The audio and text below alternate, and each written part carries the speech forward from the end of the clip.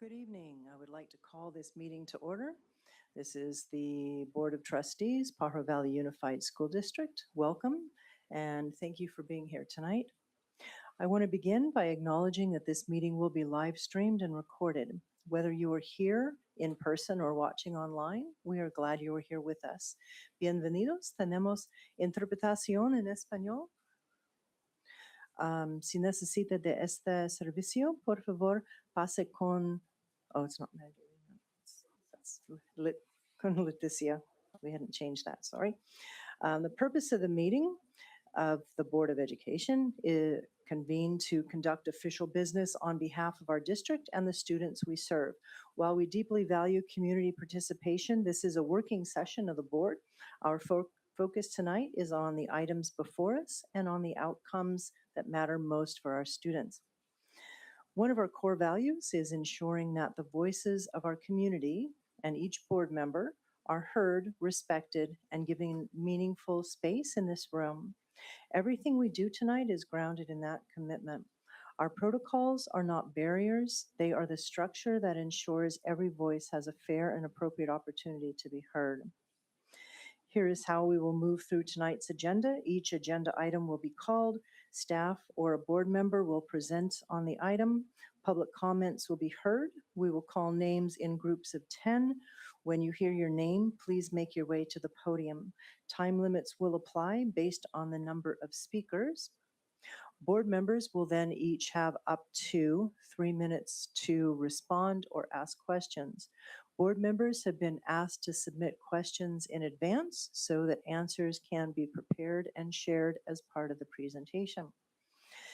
Public comments. Speaking on the agenda item, members of the public are welcome to address the board on any items on tonight's agenda. Each speaker will have 2 minutes unless otherwise announced. To speak on an agenda item, you must submit a speaker card before that item is called. Once discussion on an item has begun, cards will no longer be accepted for that item. The board will limit total public comment on each agenda item to 30 minutes. With board consent, we may increase or decrease the time per speaker depending on the topic and the number of people wishing to speak. We may also ask for a show of hands to gauge how many speakers are for or against a particular issue, and may ask that additional speakers step forward only if they have something new or different to add. Speaking on 6.1, you should turn in a card addressed for 6.1, which is visitor non-agenda items. So if there's something you want to talk about that comes under the jurisdiction of the board, but it's not on this agenda item, then you want to fill your card out marked with agenda item 6.1. Something new we've been trying the last couple of meetings is 6.2. Items on the agenda may be addressed at this time. The board president will recognize any member of the audience wishing to speak to an agenda item. To accommodate the public, speakers have 1 or 2 options for addressing agenda items. Option 1, if the speaker wishes to speak to an agenda item during 6.2, they may do so, but then they're limited and can't also speak on those agenda items when they come up through the normal course of the agenda. So a speaker may wish to wait and not speak at 6.2 so that they can address the board when that item comes up. This is done in an effort to make public comment accessible for those who are unable to stay until their desired item comes up. How to submit a card. There are cards in the back of the room. We suggest that students fill out one of the peach colored cards. We do give those priority so we can get you up and you can get off and get some rest. Please note. Okay, got that. Tips for effective public comment. Please stay on topic and complete your comments within the time allowed. You may state your name at the beginning of your statement for the record. If you don't want to state your name, that's okay, but you need to put something on the card so when we call, you'll know that it's you. Meeting management. In the interest of running an efficient and fair meeting, I may exercise the following as board president. Ask speakers who share the same point of view to designate a spokesperson. request a show of hands to gauge support or opposition on an item, ask that additional speakers come forward only if they have something new to add. With board consent, reduce speaker time, but never below 1 minute per speaker. With board consent, increase the total time allotted for a particular item. Expectations for conduct. In order for the board to conduct its business, we ask that all attendees refrain from shouting out or holding side conversations during the meeting. We generally want to hear from you, but we cannot hear the person at the podium when other people in the room are speaking at the same time. The board's focus is on student outcomes. We know that this is important to you as well, and we appreciate your presence and your passion. If there are disruptions, I will issue a warning. If disruptions continue, I will recess the meeting, ask that those causing the disruptions be removed, and if necessary, clear the room. Thank you, and let's get to work for students. We'll start with the Pledge of Allegiance. I'd like to ask Trustee Cruz. Pardon? Is that not on the agenda?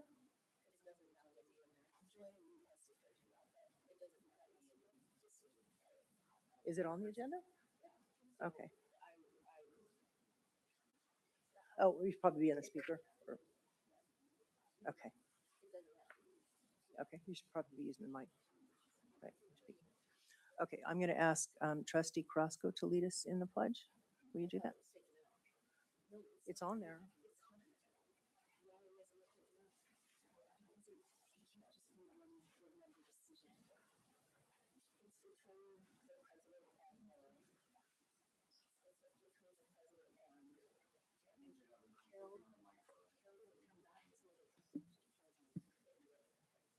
It wasn't supposed to be in there. It was between the president and the superintendent. And the board president didn't return into the country I was until late acting- last night. I was acting board president, and it was approved by me before we went, and I approved it with it out. But point of order, can we do the Apologies. Pledge of Allegiance and then return to this? Because I don't think any of us know what's going on. Thank you. Okay, Trustee Crosco, would you please start us?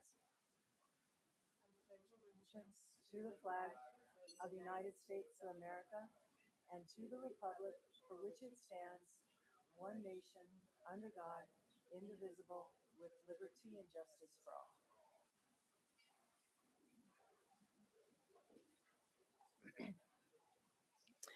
And that leads us, I would like to do two readouts. One on closed session. We did not have a quorum, so we took no actions. The items were 2.1, conference with labor negotiators, 2.2, conference with labor negotiators for CSA, the first one was PVFT, conference with labor negotiators, CWA, 2.4, public employee discipline, dismissal, release, complaints, and leaves. On 2.5, there should be a correction in the way that's listed. It should read, the board will discuss significant exposure to litigation and not pending litigation. There were two cases. Case one, student special education matter, and case two, cure and correct letter from trustee Gabriel Medina regarding May 20th, 2026 board meeting. And we will return into closed session following the open session. And then one other readout we have is announcement of a new administrator, Myra Fernandez. Would you like to stand or give us a wave or hello, welcome. PVUSD is pleased to announce the selection of Myra Fernandez to the position of Director of Migrant Education. Ms. Fernandez has been serving students in PVUSD since 2006 as an elementary bilingual education teacher at both Freedom and Ohlone Elementary Schools, an academic coordinator at Calabasas and Hall District, and as the principal of Hall District Elementary. Since 2024, she has been serving as the coordinator of child welfare and attendance in the PVUSD Student Services Department. Ms. Fernandez holds a bachelor's degree in sociology with a social service emphasis and a minor in Chicano studies from UC Davis. She has also earned a Master's of Arts in Teaching and a multiple subject teaching credential with a BCLAD from Bethany University. Her Master's in Education Administration and Administrative credential were earned at Santa Clara University. Ms. Fernandez is also a graduate of Watsonville High School, go Cats. It is always exciting to have a PVUSD graduate take on such an important position in the district. We are excited to welcome Ms. Fernandez to her new role. Now, yay. Okay, then we're on to 3.3, Governing Board Comments, Reports on Standing Committees.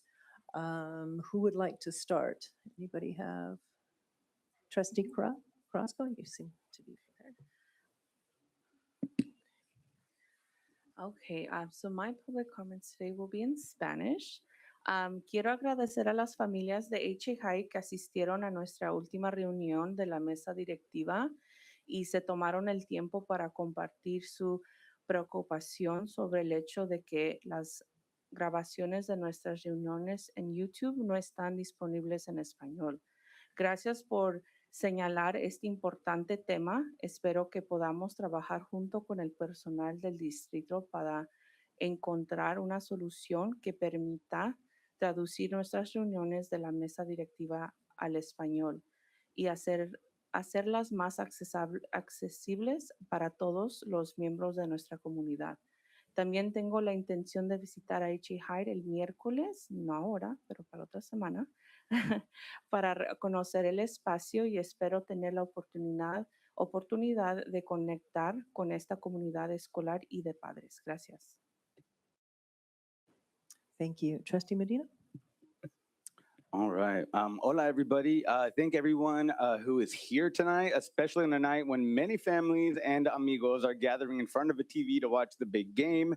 So I appreciate you being here, and I promise I will not give a halftime speech, even though I might be tempted.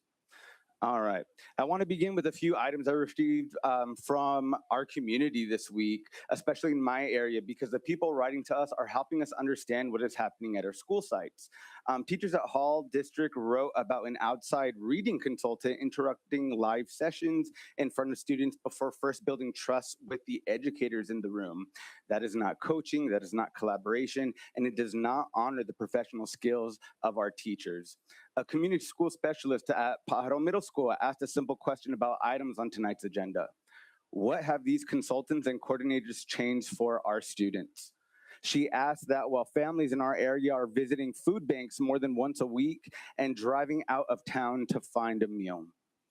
Those are not separate concerns. They are the same question. Why does this district keep finding money for outside consultants while the people who know our students by name are being asked to do more with less?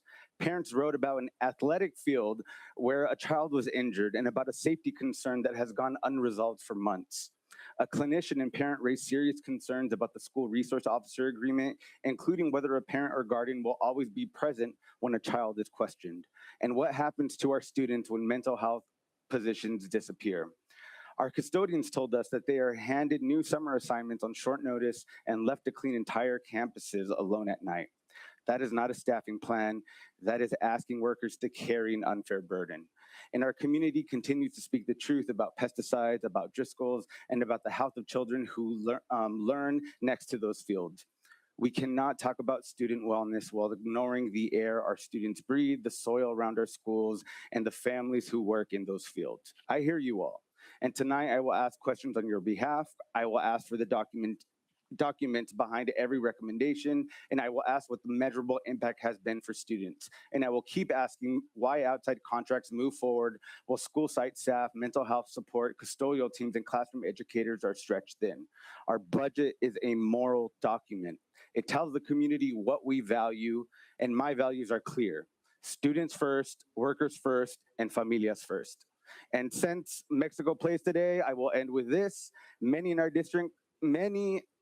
our district show the same urgency on behalf of students that Mexico better show on the field tonight. Vamos, Mexico, y gracias.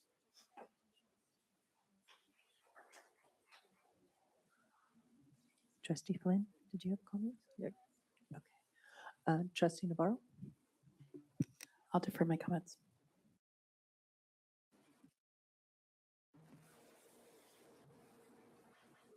I hope everybody had a nice Juneteenth and did their homework and learned what Lift Every Voice and Sing is, what song that is. I wanted to share a message that in response to the arrest of a young woman this week that was made because of words that were said in a post. And we all know that words are very powerful. I would like to be able to, I hope that she will be allowed to participate in neighborhood courts, the restorative justice program that the county adopted several years ago, on which I served in its inaugural year. I will advocate for that and fully participate should the opportunity be available, as she now becomes a victim of a system not meant for her success. But with the restorative justice practices in place, I do have hope for restoration and the opportunity to begin again. I believe in second chances. Many say I believe in third, fourth, fifth, and that is a fault of mine. Maybe so, and I have suffered for it. I am sad that this happened at all.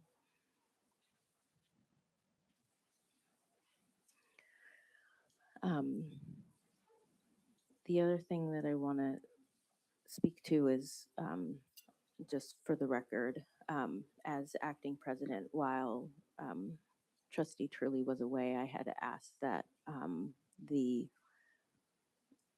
Pledge of Allegiance be removed because I learned that it does not have to be in there. And that was agreed to and not followed through on. So I just want to say that for the record as acting president that I made that request and it wasn't honored. I was really surprised by that. I thought it was a mistake, and I trusted that it was, but I guess it wasn't. Trustee Flynn, my apologies on that. Point of order. I did Point of not order. understand that. You're interrupting me right Please now. let her.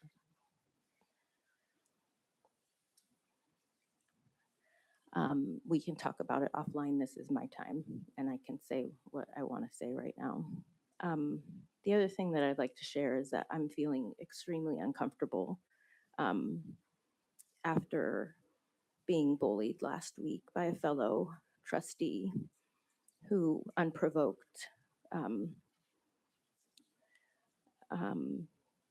verbally attacked me after the meeting in my seat as I was getting up from the dais. I've been nothing but gracious and kind to this trustee this entire time, and still continue and perniciously continue to receive microaggression after microaggression, to the point where I did not feel comfortable being in the space with her for closed session, and I will not be able to do closed session after the meeting either. As you can tell, it has me very upset. Again, because it was unprovoked. And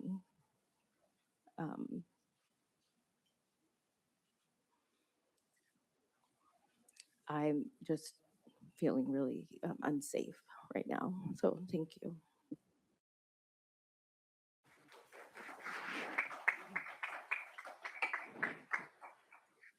Silvestri, I think you have a short slide deck for me.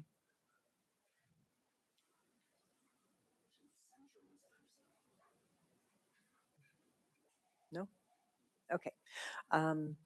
We have a list of the 172 employees who retired this month. Their years of service range between 5 and 47 years. For classified employees, those employees who left represented 2,048 years of service. And for our certified employees, it represents 1,768 years of service for a total of 3,816. So to those employees who have been so dedicated to this district, I appreciate you, and I appreciate everything that you've done for our students for the many years that you served.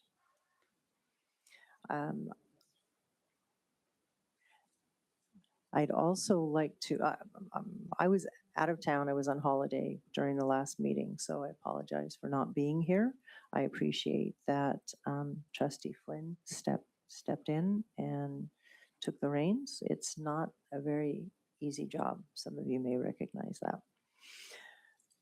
But I did go back and look at parts, not all of it, I'm still jet lagged, but I did look at the superintendent's comments, and the increase in our reading scores for K through 3 for from the beginning of the school year to more recent was pretty dramatic. We had about a 10% increase.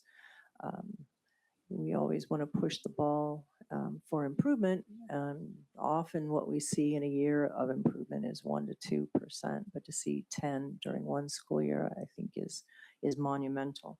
And I'm appreciative to our superintendent for those who are working in the district, all of the teachers who have taken the letters training and are using that in their classrooms, and that's paying off. So that moves us on to 3.4, superintendent comments. Good evening.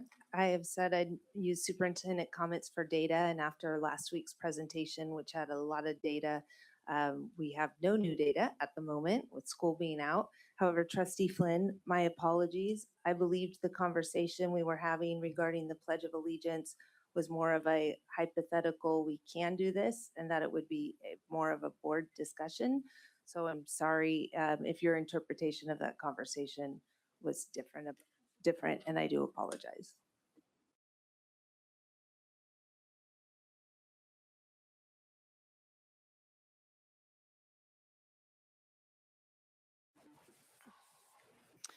That moves us to 4.1, approval of the agenda. Before we start making a motion or having conversation about that, we should remove 10.2 because that was to be an action item, but it's listed as a discussion.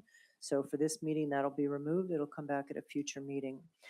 We should remove 11.4, approval of the May minutes, because they weren't available for people to read on the webpage or on the agenda link. We should also remove 11.23, which was an agreement with CKC for the same reason. Would anyone like to make a motion to approve the agenda? Point of order, don't we need to go to public comment first? Thank you for reminding me of that. Are there any public comments on this item?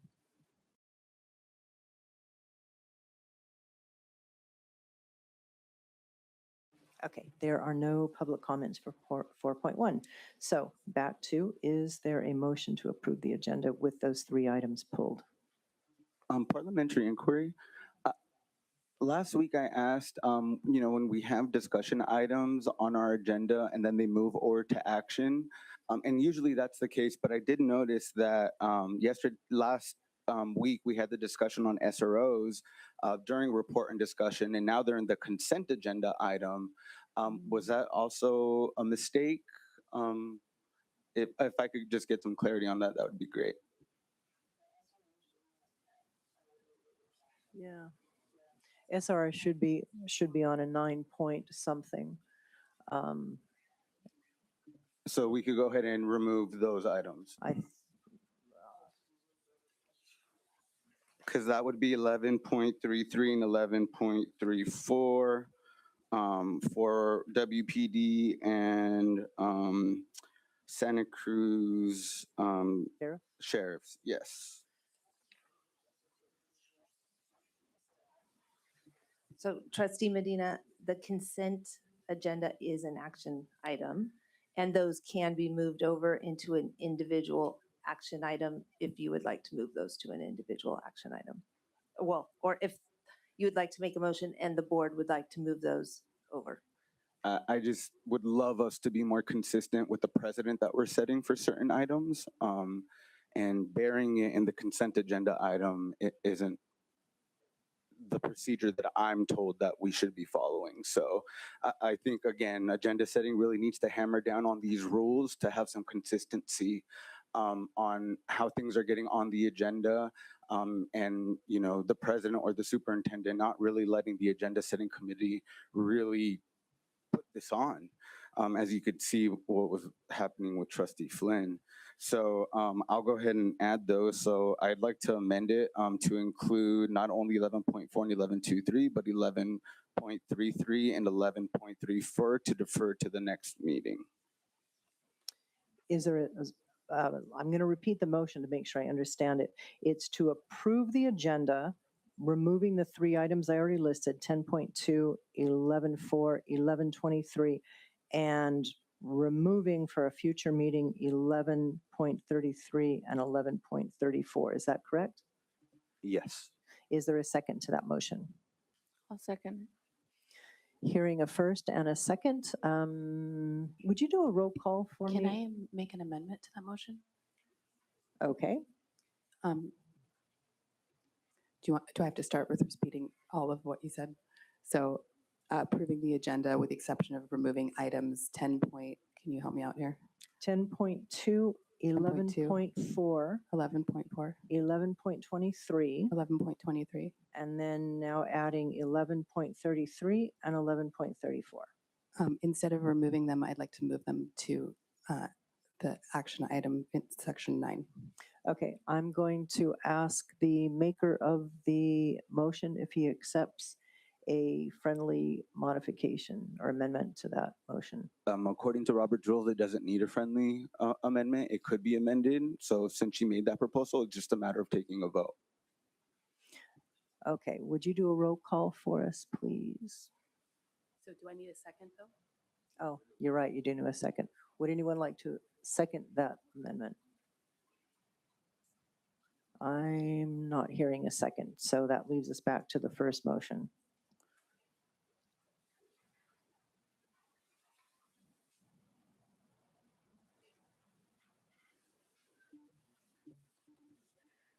Trustee Navarro, your vote? No. Trustee Medina, your vote? Yes. Trustee Carrasco, your vote? Yes. Trustee Dodge is absent. Trustee Flores is absent. Trustee Flynn, your vote? Yes. President Turley, your vote? I'll also vote yes. So that means our agenda is now approved with 10.2, 11.4, 11.23, 11.33, 11.34, moved to a future meeting. Oh, sure. 10.2, 11.4, 23.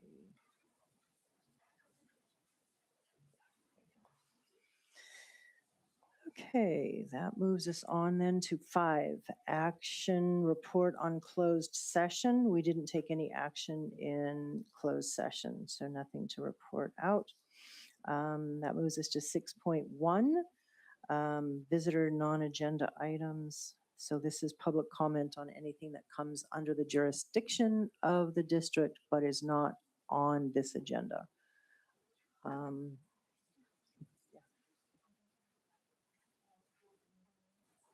Yeah, I pulled that. Yeah, I pulled 11.4. 10.2, 10.2, 11.4, 11.23. No, 11.33.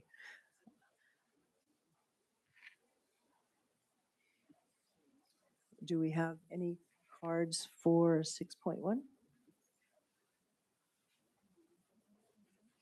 Yes. You want to call 10, or how many do we have? Aiden Vargas. I Bill- couldn't hear that. so- Aiden Vargas. Bill Trustee Bleacher. Turley, 1 second. There was another mistake that was caught on the agenda. So I'd like to move to suspend the rules so we could return to that and modify the approval of the agenda. I was just noticing and telling trustee Turley The the wrong one? same. Okay, Eva, because of the diligent issues that were happening with the numbering, I think some of what was being pulled just now are actually the wrong items.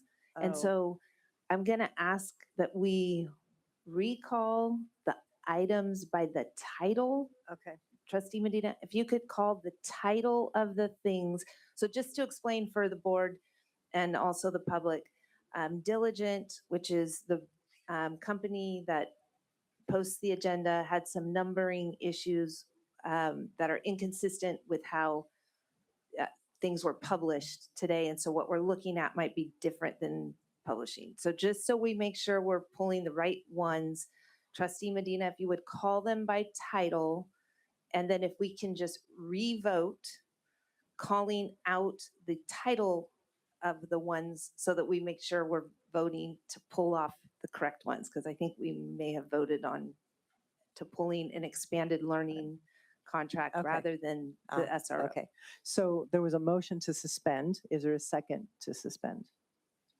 I'll second. Okay, all those in favor signify by saying aye. Looks like 5. Okay, so would you like to restate the original motion, please? Yes, and help me out because I actually renumbered them in order, so Yeah. mine might be off. I'm gonna go backwards. To defer 11.34, which is Santa Cruz Sheriff's SRO contract, 11.33, which is the Watsonville Police Department SRO contract and MOU, and 11.23. I need somebody to help me with that. That's the agreement between CKC. Agreement between CKC, and 11.4, which is the approval of the May 20th minutes. And 10.2, which is the middle school renaming recommendation. And I think that's it. that's it. Okay. Okay, thank you for that. And a second to that motion? I'll second. All those in favor signify by saying aye. I think that was 5. Trustee Navarro, I didn't see you. Okay, thank you. Okay, that moves us on now to 6.1, public comment, non-agenda item. Do we have cards? Yes. Aiden Vargas, Bill Bleacher, Dr. Bilicic, Crystal Martin, Jeanette Martinez, Luz Hiron, Emily Halbig, Ben Waite, Christopher Webb, Bobby Marchesalt, and Marta Bialich.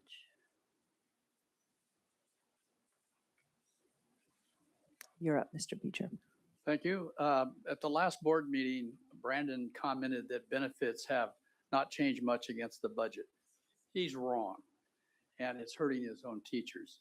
He doesn't understand the finance principle of crowding out. If you look at the graphs to the right and the left, I've plotted benefits versus wages. It goes from 48% in 2010 to 90% in 2028. This is called crowding out. Wages are taking away from money that could be used for teachers' salaries. Increasing benefits will also bankrupt the district. It's that simple. Brandon is misleading you. He's not a math teacher.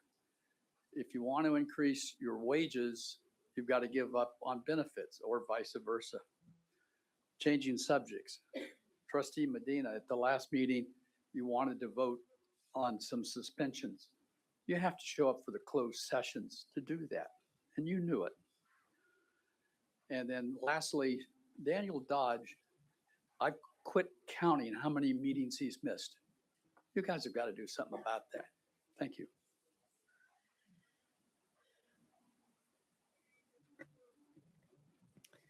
My name is Crystal Martin, and I'm here once again to speak up on behalf of the staff, students, and families at Pajaro Middle School who are suffering under the failed leadership of Principal Nicole Killian.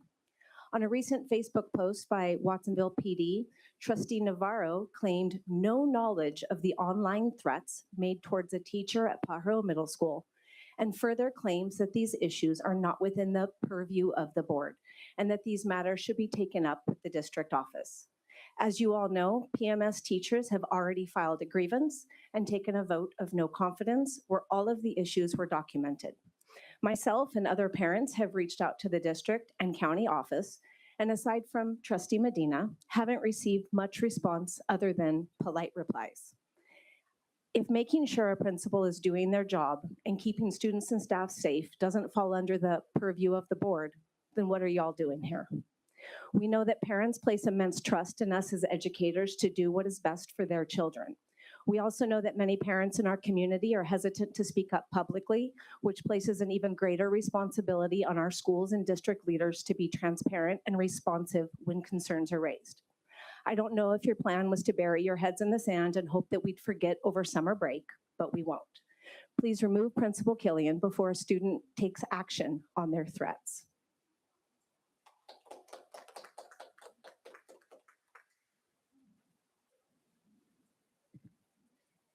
Hi, my name is Aiden Vargas, and I'm going into eighth grade at Pajaro Middle School. I'm here because many students.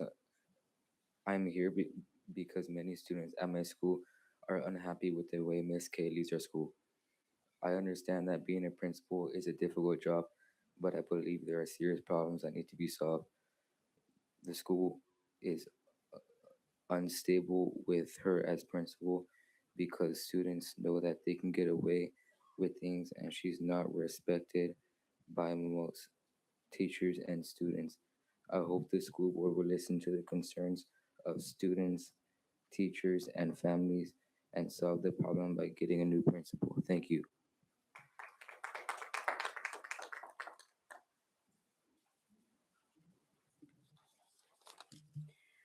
Hi, my name is Luz Giron. I'm here as a concerned mother. I fear for my daughter's safety, but not just my daughter, every student and teacher in Pajaro Middle School. I've heard so much about Principal Nicole Killian that it's really making me doubt about my children attending Pajaro Middle School. On March 6th, PMS had a lockdown. All students were out in lunch when they heard the police, not thinking they will make it that way. When they see a man coming directly to them, luckily the gates get closed by security. Not being able to contact Principal Nicole during this situation is a major red flag. If a lockdown wouldn't have been placed, something horrible would have happened. Hearing from my own daughter about fights, but not fist fights, students with weapons hurting each other is another red flag because in no moment, no parent is advised about this situation. No message is sent through Parent Square. It's just left under the rug. I believe something like this should be known to the parents. No counseling is advised to the students that view the fight like they normally do at any other school on this side of the district. Hearing about students doing drugs in the bathroom, hearing about the non-confidence from her own staff is also a major red flag. You can't run a school without that leadership or confidence. Hearing that she doesn't even get to know her students as principal, students threatening teachers, not doing anything about it, that's not just the teacher safety, that's also the student safety. Do we even know if the police was involved? We just saw the arrest about the person who was making the threats against the trustee, but I haven't seen a report on the threat of the teacher. Not knowing Spanish in a Hispanic community, I can say so much, but don't have the time to investigate. Remove her as a principal. I know she has no contract like teachers, nor does she have tenure. Do you guys need for something bad to happen in order for you guys to do something? Please remove her.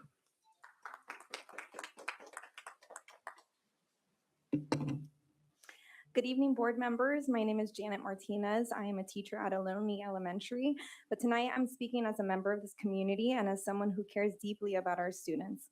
I'm here to talk about the reports coming from Pajaro Middle School regarding student safety and school climate. Community members have raised concerns over and over again about students being injured at school, weapons being brought onto campus, threats being made towards students and staff, and a growing feeling that these concerns are not being adequately addressed. I understand that administrators must follow district policies and procedures. However, I think we are at a point where we have to ask ourselves a larger questions. Are students feeling safe coming to school? Do families feel safe sending their children to school? Do teachers feel safe coming to work? And do students believe that when they report a concern, an adult will take them seriously and act? If the answer to any of these questions is no, then we have a problem that cannot be solved by pointing to policies and procedures alone. Next year, for the first time in my career, I am sending former students attending Aloni to Pajaro Middle School. I have known these kids since first grade. I have spent years teaching these kids to stand up to bullying, to speak up when something is wrong, and to advocate for themselves and others. And tonight I'm here trying to model those same values. Y esto lo voy a decir en español para la comunidad, para las familias que tienen miedo de hablar. No tengan miedo de alzar sus voces. Sus preocupaciones son importantes. Sus hijos importan. La seguridad de nuestros niños importan. Cuando levantan la voz, no solo están defendiendo a sus propios hijos, sino también a todos los estudiantes de nuestra comunidad. I am asking the board to listen carefully to students, families, and staff, and to take meaningful action to restore trust and confidence in Pajaro Middle School. Our students deserve it. Thank you.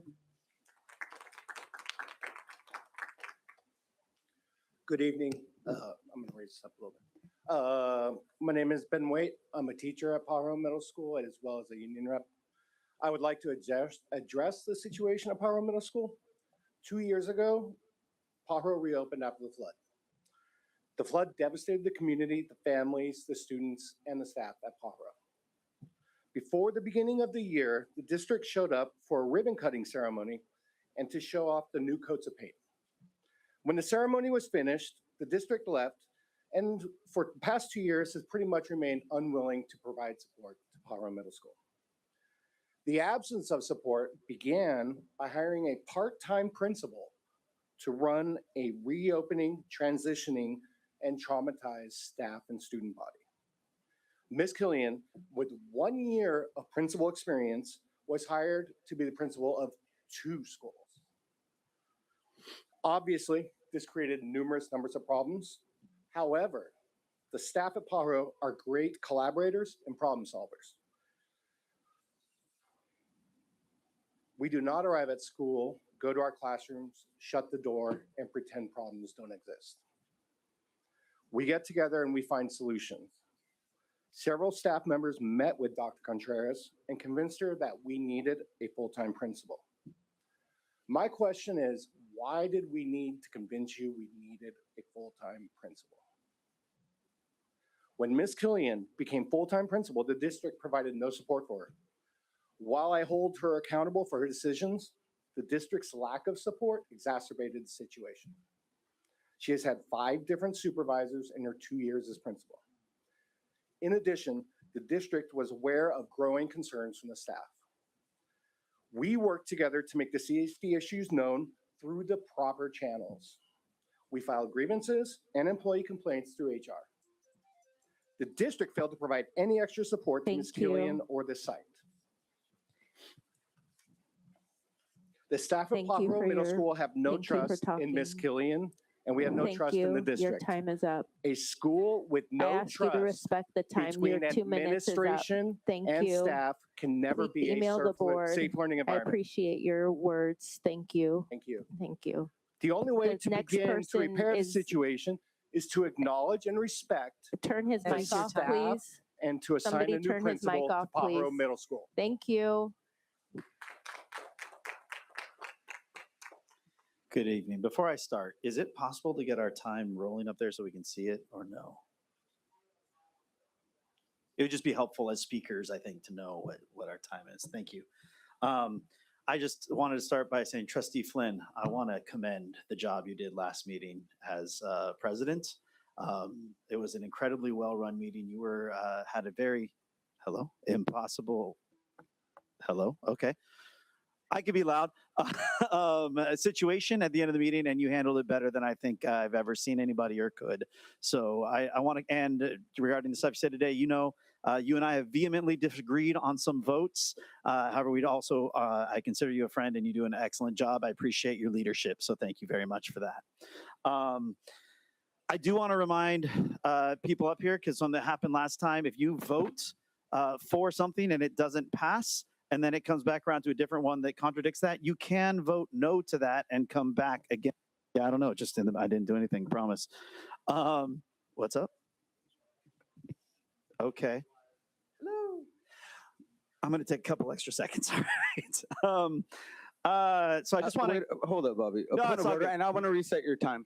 Can we get this situation fixed before? I had mine off when that was happening. check. It just stopped in the middle. I don't know. Yeah, I'm loud. I'm Need to hear you on truth. Yeah. So can we pause and get that situated? Thank you.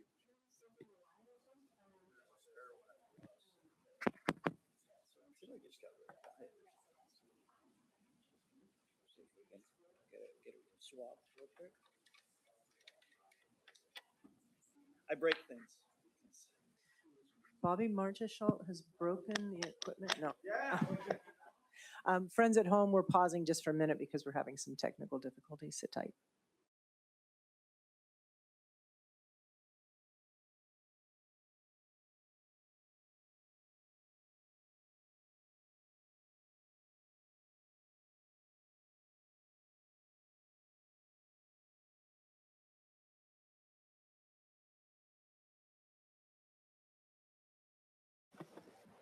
How about now? Yeah, it must be in here because it's a lot quieter than it was. But should I keep going? I hear something. I don't know if it's working online or not. Oh, there it is. It slowly came back. It's like an RF. All right. Sure. Thank you, everybody. Just know, Trustee Flynn, we stand with you. And at least I know I do. And thank you for your work. Want to encourage board members not to, if something gets voted against, let it go back to a prior motion. Because I think the conversation that wanted to be had at the end of the last meeting was a good one. I wish we would have stuck with that. Would be wearing my union shirt today, but I was at the county county supervisors meeting advocating for arts this morning. And on that note, sorry, I have not sent an email, but I have mentioned it here. Back in the fall, we had a presentation about money going back from Prop 28. I heard you all ask that you'd like to hear updates throughout the year. We've heard nothing. I would just love to know, did we send some back? Did we not? So that we know how to move forward. And last, my concern, I've mentioned in the past my concern with officers here, but I want to clarify. It's less for me the fact that they're present, but more the ease and comfort with which we use as the board. How quick we were a few meetings ago to ask officers to move people from the back. And then this past week was another example of how we use law enforcement. I was very clear last meeting, not cool the threats that were made. I do not support those. However, I also do not support us as a district reposting our incarceration system being used for someone that said it was not a threat, and how that was approached, and just saying, hey, that person's going to get what they deserve. That is not, I think, how we should act. And on that note, I'm going to use the last seconds to say, since SROs is no longer on it, that's my concern with SROs, is do we understand how we're going to use those? It's interesting that last meeting you pointed out the overwhelming data to support keeping SROs, however, also ignore professionals telling you that 90% cite no confidence in a leader. Are you listening to feedback or not? We should not be subsidizing those police budgets. 25% is not generous, as was said. So please be thinking about that before next meeting. Back in December, when we had the organizational meeting, which should have been just that, but it wound up being other things, I had specifically recommended Joy to be, or Trustee Flynn to be the board president. And I thank you, Trustee Flynn, for through your actions, you vindicated the merits of that call. You did run an orderly meeting. I say this as somebody who I actually felt like I was improperly denied public comment towards 11 something. I already got a bunch in, so it was like whatever. But on principle, right? 35145.5, that ed code. I think that if somebody submits a card and it's still on that item, you got to give them a chance to talk. That's my feeling on it. But because you were respectful, because I didn't get the sense that you're anti-democratic, and even though I didn't agree with all your votes that night, I thought you ran a real good meeting, and I thought the public was fine, and I thought it exposed that, sometimes the current board president likes to, attack the teachers wrongly and say like we're out of hand, but really that night you guys showed it's not us that are the problem. It's not us, the public. So thank you, Trustee Flynn, for your great stewardship. And also just reflecting on this, I remember when you first came, Board President Turley, I was shocked for minute one because I happened to have my kids there that night, but I wasn't going to miss the layoff meeting.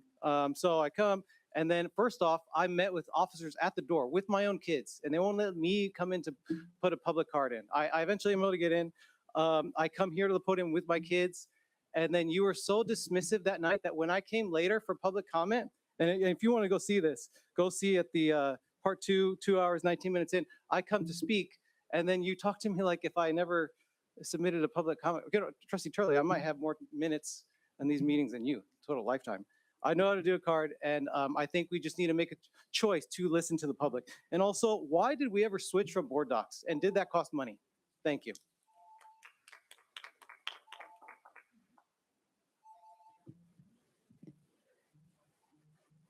Oh, there we go. Okay. Hi, good evening, trustees. Emily Halbig, Cesar Chavez, Central Coast Middle School. I hope that can just go through. I'll just put that out there. I think we need to stay CCMS. I know that's not on the agenda for tonight, but I also wanted to thank Trustee Flynn for how you ran the meeting last week. I do appreciate that you're one of the few trustees that continues to advocate for the right of every voice to be heard. You don't cut people off even when they go over their time. I also appreciate you abstaining from the vote on committing funds by needing more time to process that information. I hope tonight that you, along with other trustees, vote against that line item as it is brought back for a revote. Today's dollars need to be spent on today's students. I was not present, so I didn't see the unprovoked attack at the end of the meeting, but I am appalled to hear about it. Trustee Navarro, I did notice watching online the way you repeatedly interrupted Trustee Flynn, addressed her by her first name, disregarded her guidance about addressing members of the public after Brandon commented, and argued with her in a way that I haven't seen you do with other presidents of the board.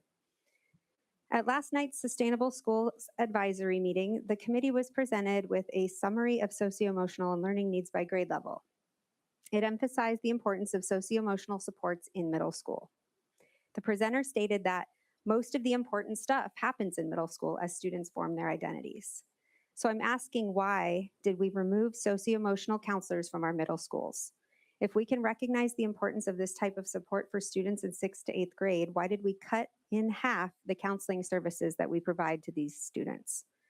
The district will try to tell you that students will be provided these services through PVPSA and effective school solution contracts. However, this can never replace the stable relationship-based support from counselors who are part of their school communities. I strongly encourage the board to reject the contract from the consent agenda for ESS and use that money to reinstate our socio-emotional counselors. Lastly, I feel extremely lucky to work at a middle school where students and staff feel safe, and it Thank cannot be you. overstated how much of a difference effective Thank you leaderships so make. much, I Emily. stand with my colleagues at PMS, and I hope that you remove the principal Appreciate your Killian. words.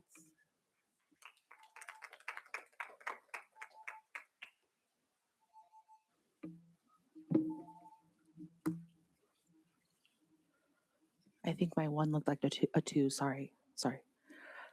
Good evening, trustees. My name is Ashley Oro Flowers, president of CSEA Chapter 132. I want to speak briefly about leadership and respect. One of the greatest responsibilities of public service is creating a space for respectful dialogue. Every trustee was elected or appointed by the community and has both the right and responsibility to ask questions, seek clarification, and engage in thoughtful discussion. Over the past several meetings, I've observed moments that concern me. I've observed trustees being interrupted before they were able to complete their thoughts. I've observed facial expressions, side comments during board discussions, eye rolling, eye twitching. Regardless of the intent, it can appear dismissive, disrespectful of the fellow trustees. I especially want to acknowledge Trustee Medina and Flynn for asking questions that are not an inconvenience. That's your job, and you're doing it well. They are part of good governance. They demonstrate diligence, curiosity, accountability to the public, and we thank you. I've also observed occasions where the superintendent has spoke over or interrupted multiple trustees during deliberations. I recognize these conversations can be passionate, and I get it, but I believe it's important that everyone at this dais honors each other's roles. Trustees govern, the superintendent advises and implements the direction of the board. Respect those distinct roles. Respecting those distinct roles is essential to a healthy governance. Employees are watching, students are watching, families are watching, and this tone becomes the culture of the district. Thank you.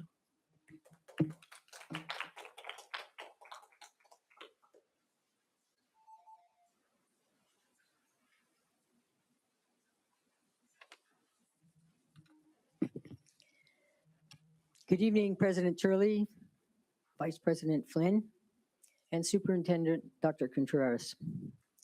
Having been a manager in this district for over 35 years, I've never witnessed our district's needs to address so many challenges at one time. And I've never felt as fortunate to have a superintendent with such deep professional educational experience and commitment to our community. Remember, her grandfather taught high school math, both at Watsonville and Aptos High, so she's been in the area. And she has a fortitude to guide us in making hard decisions while keeping the district focused on one common mission: student success. These have been extremely difficult times due to declining enrollment and the sunsetting of COVID-19, one-time funding. It's been tough, and tough for you too. But poor academic progress over the last 30 years is beginning to turn around. And we saw during the superintendent's comments at our last meeting, our DIBELS scores are up, and we're poised to report significant increases in the CASP data this fall. So good things are coming.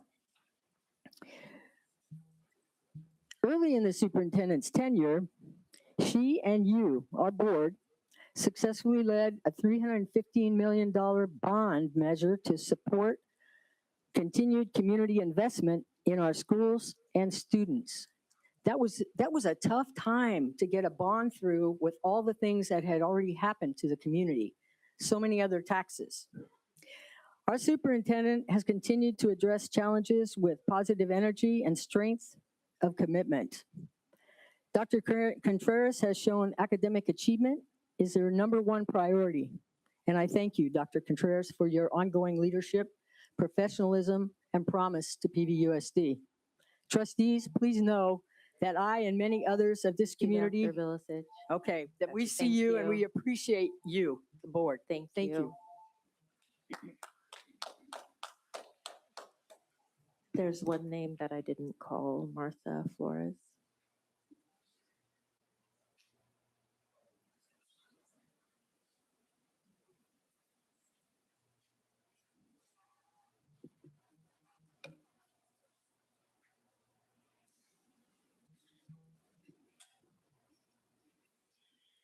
Good evening.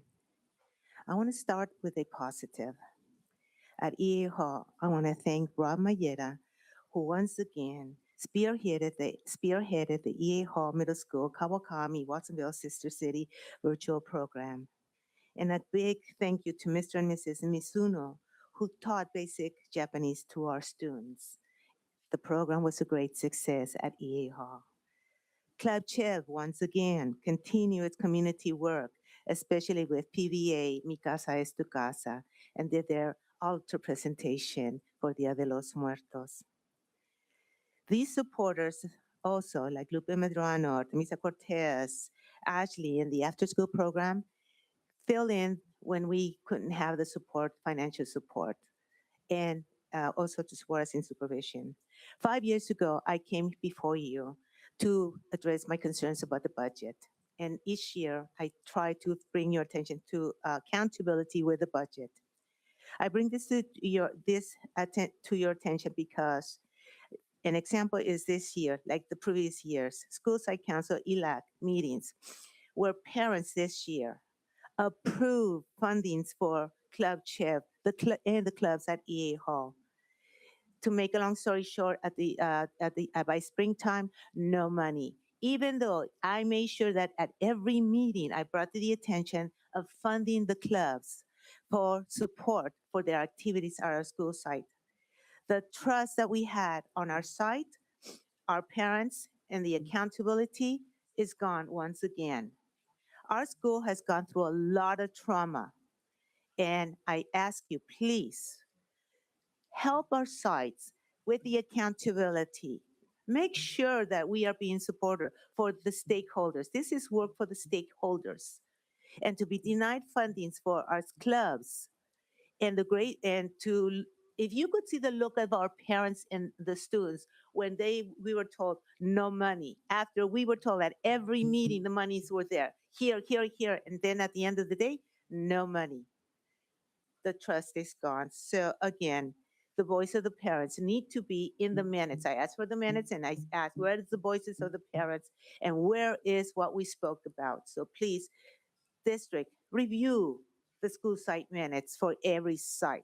Thank you so much, Martha Flores.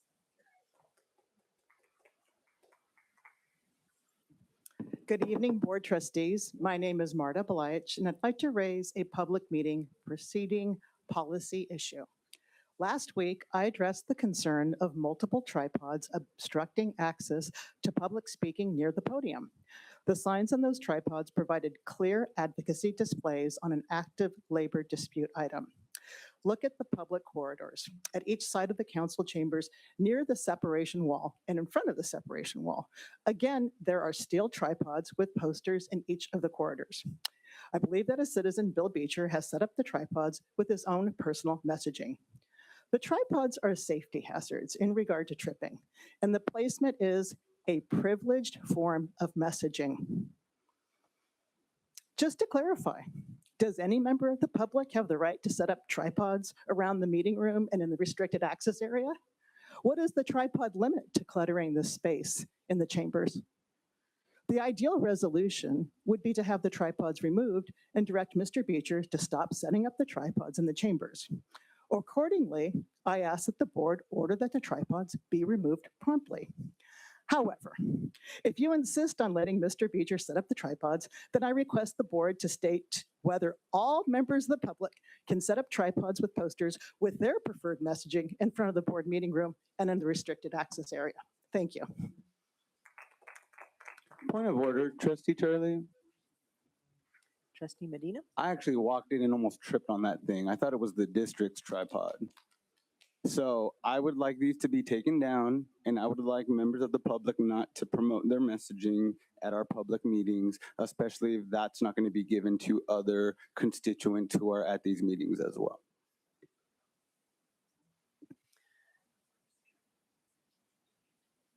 Thank you. I think you're asking me to do something at this moment. Is that what you're asking me to do? Mr. Beecher, I believe your comments related to your posters already happened. So if you could gather your things, I would appreciate that. Thank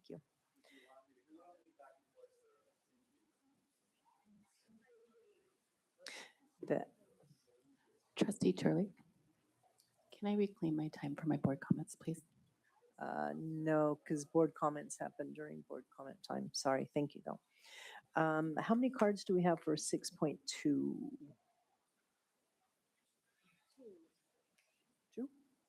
Okay.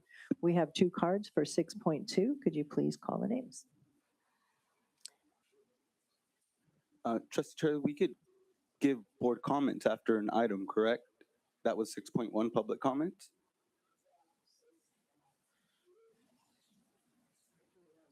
Yeah, we haven't done that before. Our comments are based on agenda items, and that would be the appropriate time for our comments. But any agenda item we could give comments on, correct? Including 3.1? Yeah. What is it you're wanting to comment on? I just want to make a statement on 6.1. Yeah, we haven't done that before, and it's comments about things that aren't on the agenda, so it's not appropriate for it to comment back on things that aren't on the agenda. Can you confirm this with our legal counsel and get back to us at the next meeting on this? I will do that. Thank you. Thank you. Okay, would you read the names, please? Yes, and as a reminder, please state which agenda item you're speaking to. And I think we have to do it by title this time, correct? Okay. Chris Webb and Ashley Flores. Yarrow, sorry.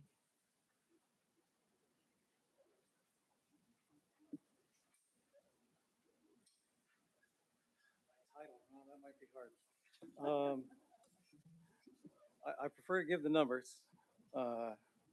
So the comments would be, or it would be 11.6, the hatching results item, 11.8, 11, 12, 13, 14, 15, 20, 26, 30, and 33 and 34. So mostly consent. 33 and 34 were pulled. Oh, that's right. They're pulled. They're pulled. So let's scratch those two. Okay. We'll just do. All right. I'll just submit. Let's Okay. go. Okay. So on the 11.6, 11.8, 11.14, and 11.20, I would just first urge caution. Like I'm starting to sour on even contracts for restricted funds because of items like 9.5. Like we have this situation where we're on the unrestricted side, the part that funds teachers we're okay, but on the restricted side we have often these deficits, and then we're allocating money from the unrestricted side to cover that. And so I just don't think our spending is under control on the restricted side because of this. It's not clear how we're spending, and so I feel like we're kind of like robbing our general fund. So I'd urge that caution. Also, for 11.6, I almost feel like we need like a special session on model renaissance before we hire some outsider to tell us how to do MTSS2 tier 2 services. On 11.13, great idea. Let's make sure that we have a way to get general traffic and secure that revenue by them charging their cars as they go by. 11.12, I'm just wondering, what is the funding source? 11.15 and 26 and 11.30, those all strike me as supplanting. So 11.15 seems like we're supplanting our counselors. 11.26 looks like we're supplanting reading intervention teachers. And that was an RFI that the PVFT did this year. Like hey, you're cutting all the reading intervention teachers. Those are funded with Title I funds. Those are concentration funds. And how are you providing services to our people or to our students? And it was never clear. It was very clear when there's a person there you go to and they're taking care of you. But now it's not been clear. And now it looks like, oh, well, the real plan was to just privatize. Okay, and then for the effective school solutions one, this is another one where I feel like let's just table it until after negotiations close with PVFT. And then finally, with my last moments here, I would want to just say about the pledge. I know we already did it, but about the pledge, I'd be for, when Greg came and he talked about the pledge, like in a way, I could be for it in the sense that I'm for liberty and justice for all. And I think this board needs a reminder and that should be a guardrail. And part of the justice for all is making sure that people besides Bill Beecher can get our slides up. And then also, I think with, plus there's all kinds of like different favoritism things that come up, but like that's just one example. Also on, I'll just end it there. Except, oh, actually, one more thing, your board report, Turley. I just wanted to let you know, like a little tip from myself, that for me, I schedule my vacations around the board meetings. So you might do that. Also, if you want the open invitation, I will still be willing to serve on the agenda setting committee. Obviously, we had a lot of errors today. There's a lot of like things we can avoid. We can avoid these errors with getting some institutional knowledge in there. Thank you.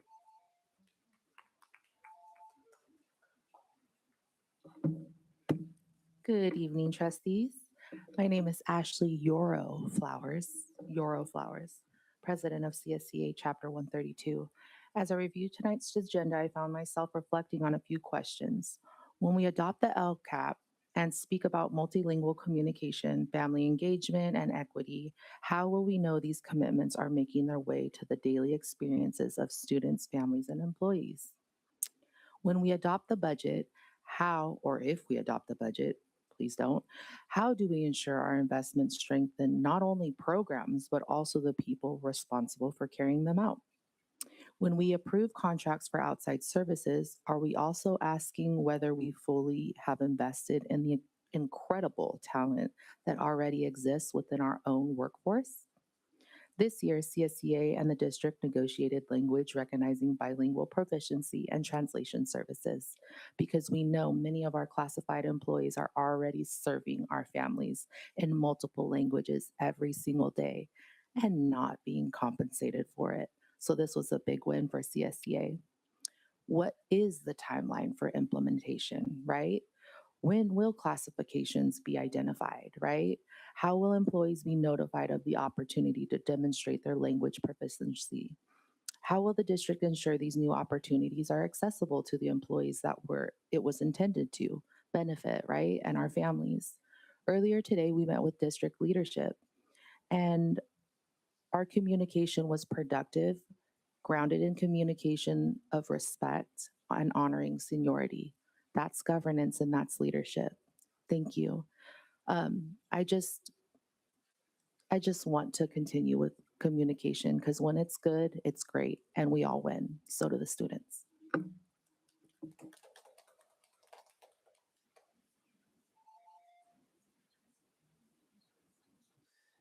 Ms. Yarrow Flowers, can you tell us which items you were speaking to, just so we can? Okay. Okay. Okay, thank you.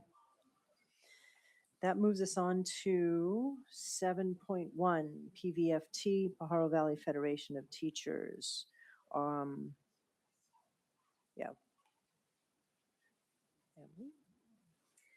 Hello. Does this go up? I hope, because I have more than 2 minutes worth of material planned. No. Okay, I'll go ahead and get started. Emily Halbig, I'm the VP of Communications for the PVFT, and I'm filling in for Brandon tonight. Big shoes to fill. So the day after last week's board meeting, PVUSD posted 14 new special education positions on EdJoin. It's no wonder that the district struggles to retain and recruit highly qualified special education teachers, even with a $7,000 signing bonus. HR has eliminated the case management prep period at the secondary level, meaning that middle and high school student special education teachers no longer have dedicated time during the workday to write IEPs, communicate with parents, and manage the needs of dozens of students on their caseloads. At the same time, the district has eliminated socio-emotional counselors and elementary academic coordinators and reduced support from instructional aides and behavior technicians. Perhaps no group feels the weight of these cuts more than our special education teachers. I've spoken with colleagues whose workloads have changed significantly over the years. Many have stayed because of the high quality healthcare benefits this district has provided and that you are now trying to take away. Treating staff with this level of disrespect will continue to push highly qualified educators out of our district. Let's talk about the proposed cap on benefits. The district wants employees to pay more every year while their bill never changes. But they've budgeted for the status quo for the next 3 years, as we will see in Gerardo's budget presentation for 2026-27 and multi-year projections. PVUSD has the financial ability to drop the cap. Agenda item 9.5 tonight is a vote to commit $4.7 million for anticipated deficit spending in 27-28, setting aside funds from current students to pay a future debt. When the state allocates funds based on ADA, those dollars are intended for the students currently enrolled. The board serves as a steward to ensure those resources directly support those students' education. Diverting millions away from today's students is inconsistent with that responsibility and disregards the needs of current families and in PVUSD. The district has sat on large reserves for years in case of a rainy day. We've been told year after year that these reserves will shrink, and yet they never do. Tens of millions of dollars are hidden away in line items like books and supplies, or wasted on consultants like Bill McGuire that we do not need. At an estimated $120,000 per certificated position, that's salary and benefits, $4.7 million represents 39 positions. That could restore counselors, reduce class sizes, and provide meaningful raises for educators. It could also offset prior cuts and strengthen supports for students that are currently in our classrooms. The bottom line is that we must spend today's dollars on today's students. Setting aside these funds in the name of fiscal solvency signals that current students are not the priority. The board's actions must align with its messaging. If you are truly focused on student outcomes, then reject this proposal. Last week, the board did reject the proposal. So what does Contreras do? She brings it back. She works for us, she works for you. Please stand up for the students of today and reject this proposal again. Buried in the consent agenda, item 11.30 is the approval of a contract to Effective School Solutions in the amount of $670,000. This proposal asks for us to spend hundreds of thousands of dollars on outsourced Tier 2 intervention services that will simply replace the work previously provided by the counselors that this district chose to lay off. Our students deserve stable, relationship-based support from counselors who are part of their school communities. Before outsourcing these critical services, we should be restoring the positions we eliminated and investing directly in our own staff and students. The district will tell you that these positions are being funded out of the Community Schools grant. The Community Schools does not mean outsourcing our student supports and supplanting their own workforce. Community schools require shared governance and accountability between the administration, labor, and the community. Hold this administration accountable and restore the supports our students depend on. Don't just pawn them off on lesser qualified outside agencies. Lastly, on Monday, the PVFT negotiations team will begin the process of mediation with the district. At last week's board meeting, Heather Contreras stated that there will be no changes to health benefits for any employee for the upcoming school year. In light of this statement, we expect that the proposed cap be taken off the table on Monday. As we head into our first mediation meeting, our team is optimistic that the district will arrive ready to make movement and engage in the collaborative problem solving that our students and the community deserves. Thank you.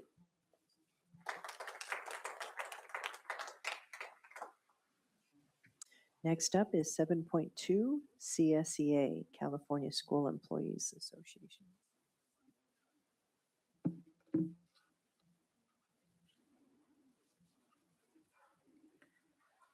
Good evening, Board President, Trustees, Superintendent Contreras, Cabinet is not here, colleagues, teachers, classified staff, families, and community members. My name is Ashley Yoro Flowers, and I have the privilege of serving as President of CSEA Chapter 132. Tonight, I'd like to invite all of us to think about something that will never appear on a budget, in a strategic plan, or in LCAP: legacy. Years from now, very few people will remember the votes or totals from tonight's agenda. Most people won't even remember the exact dollars amount of this budget you're about to see, but they will remember how the district made them feel. They'll remember whether they felt respected, whether they felt heard, whether they felt valued, and whether they believed they were part of something bigger than themselves. That is the legacy we are building together. Over the past several months, I've had the opportunity to sit at many different tables along with my executive board members, at the bargaining table, at the Sustainable Schools Advisory Committee, Labor Management Institution, meetings with the district leadership, and so on and so forth, conversations with teachers, classified employees, administrators, and families. No matter where I sat, I continued hearing the same thing.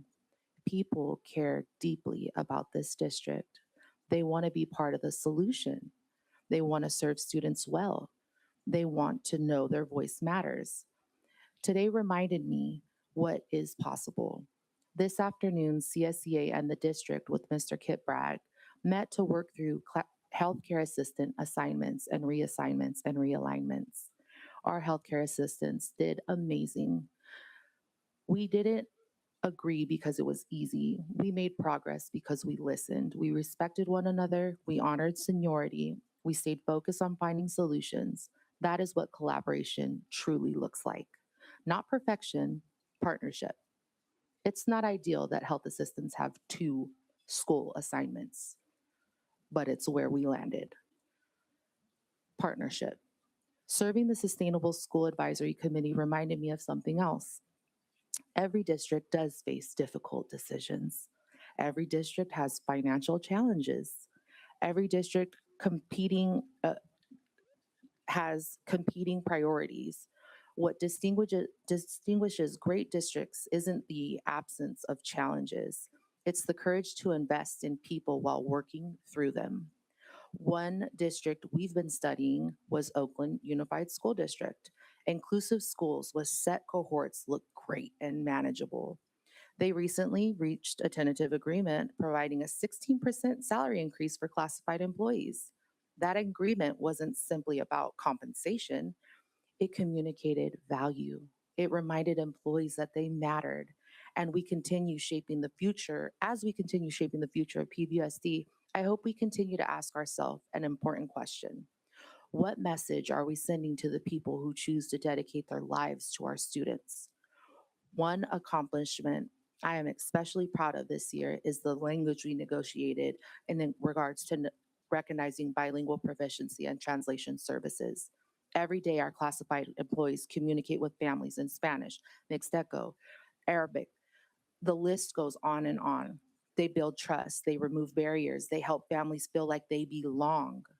Now comes the next step, implementation.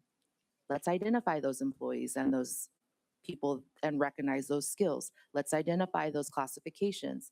Let's invest in the people who already help fulfill this district's vision for the multilingual access and family engagement we all strive for. Because when we invest in our employees and our staff and our teachers and our students, we strengthen our students to a level no one will ever see. Before I close, I'd like to leave you with one final thought. The district hosted a beautiful ice cream social. Thank you for that. It also reminded me that appreciation should not wait until it's someone's last day. Let's start to appreciate our employees throughout the year. Instructional aides are helping children believe in themselves. Bus drivers are greeting students before we're out of bed. The custodian preparing classrooms long after everyone has gone home. The healthcare assistant comforting students in pain, and food service workers who know every child's name and face and what they're allergic to. Thank you.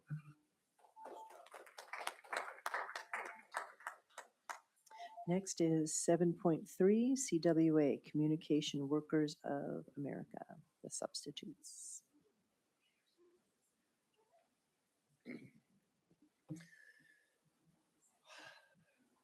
All right, good evening. Dr. Contreras, President Turley, Board of Trustees, Cabinet people watching remotely at home, community watching remotely at home, substitutes in the community watching remotely at home. My name is Mike Floor. I'm here representing CWA, Communication Workers of America, Chapter 9423. Our shop is in San Jose. I'm here tonight with some fellow members of our union that are local to this district because right after this, you're going to be hearing about a tentative agreement that we reached in our last round of negotiations. This is sort of like a little mini negotiation. We have a formal contract to negotiate and renew that we can start in a week. So at sometime in the summer, we're going to assemble and get that going. This round is mainly working conditions, policies that haven't been written down anywhere. I won't get into the details of them, but we proposed 10 ideas, and of those 10, we reached agreement on 6 of them. One of them will be handled through meetings with the school sites. It was an absolute pleasure working with Kit Bragg.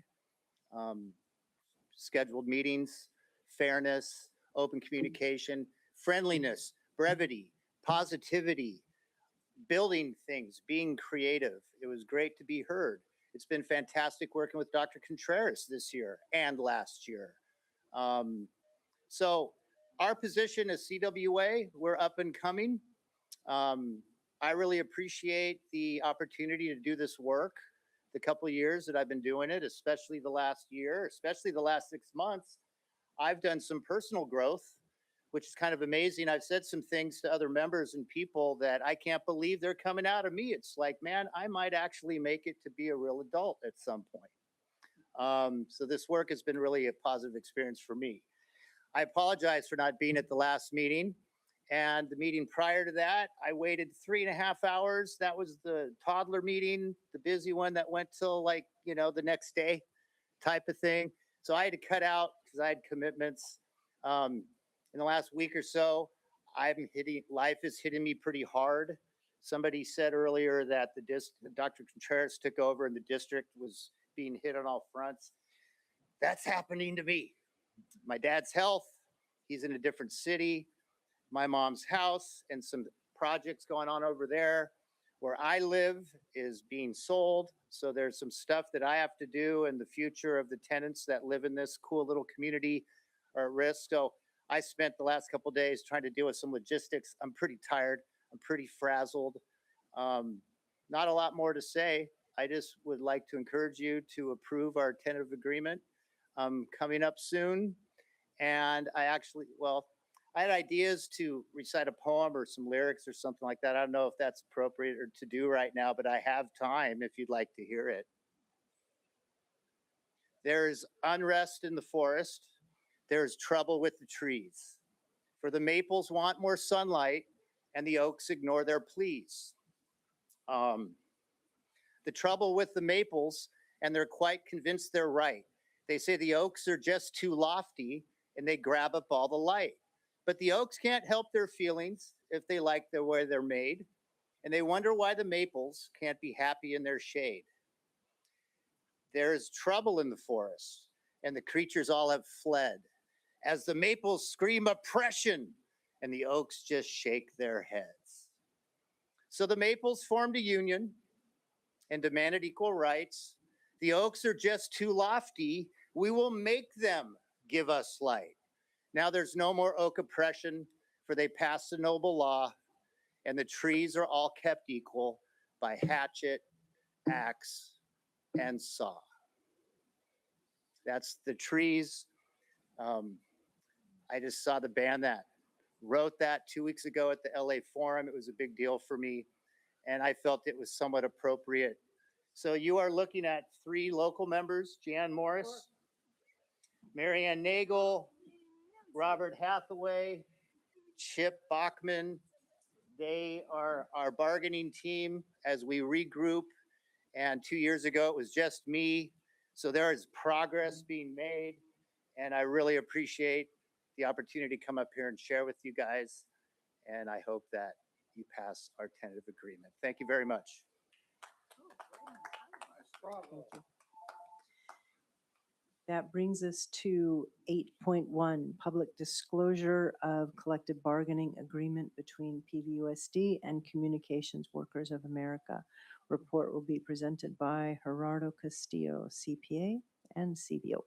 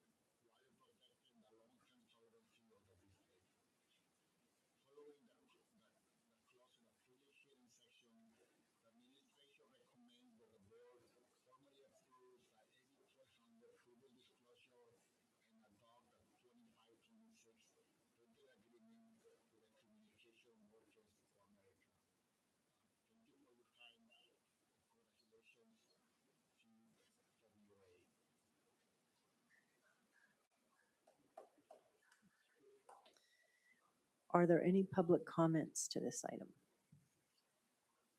No. No public comments. Are there any board comments?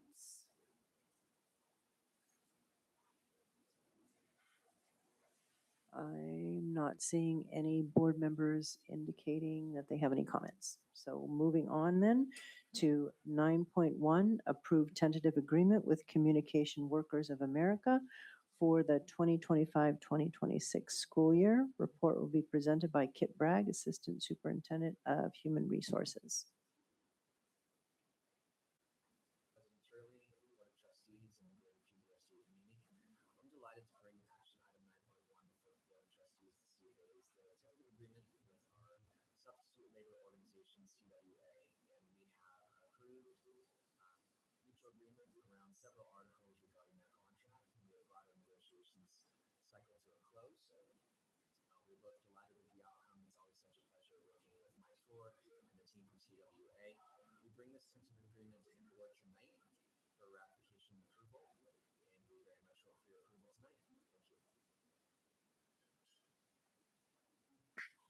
Are there any public speakers to this item? That would be 9.1.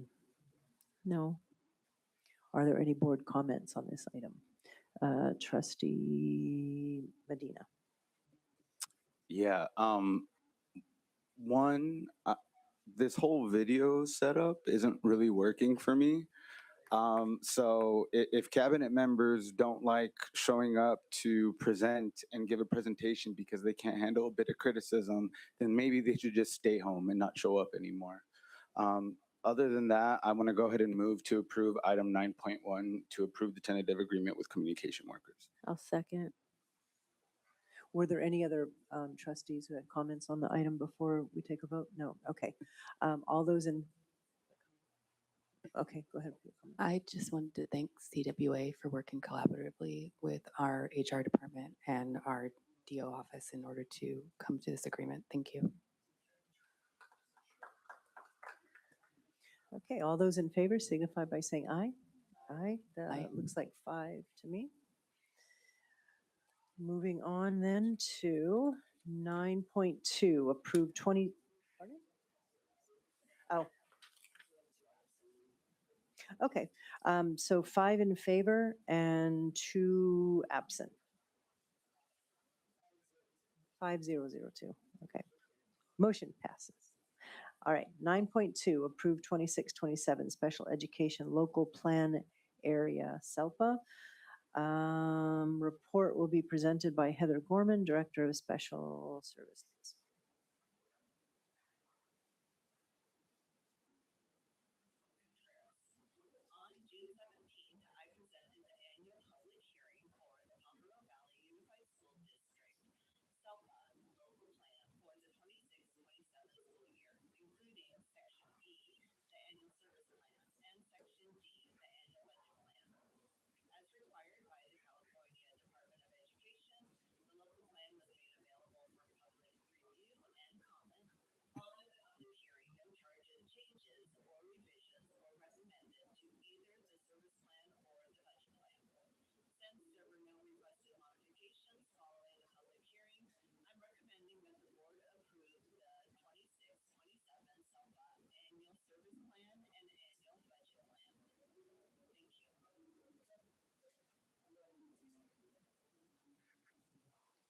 Are there any public speakers on this item? No. Are there any board comments on this item?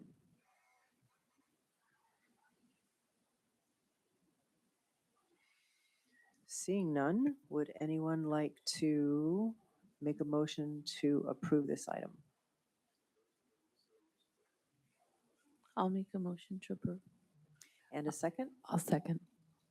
Motion's made and seconded to approve this item. All those in favor signify by saying aye. Aye. That looks like 5002 absent. Moving on then to 9.3, approve adoption of the 2026-2027 Local Control and Accountability Plan, LCAP. LCFF budget overview for parents and federal addendum. Report will be presented by Chrissy McLean, Director of Equity Accountability, Federal and State Programs.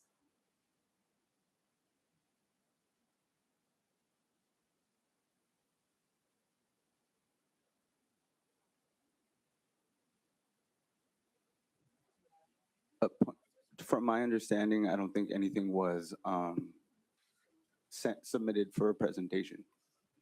Yeah, that is correct. So you saw the presentation on the LCAP at the last meeting. I didn't receive any questions regarding that aside from the ones we had at the meeting. And so we're asking approval on the LCAP. Are there any public comments?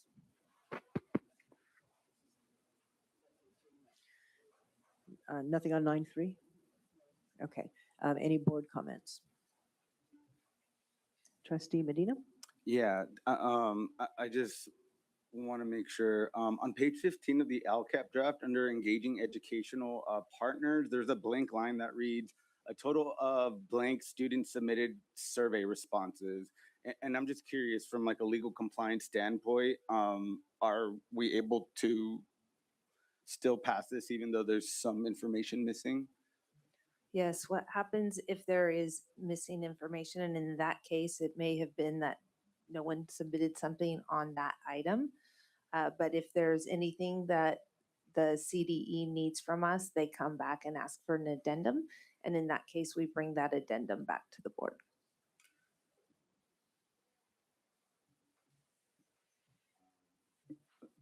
I'm good right now. Okay. Any other comments? Would anyone like to make a motion to approve 9.3? I'll make a motion to approve 9.3. I hear a motion to approve. Is there a second? I'll second. Motion made and seconded. All those in favor signify by saying aye. Aye. 5-0-0 and 2 absent. I abstain. Oh, I'm sorry. 4-0-1-2. That moves us to 9.4, approval of the 2026-2027 proposed budget and statement of reasons of excess reserves above minimum reserves. Report will be presented by Gerardo Castillo, CBO and CPA. Point of order, I believe you said 9, but it's 8. The item number that you mentioned. Should be 9.4. Looking at the wrong agenda. Okay, thank you. Okay.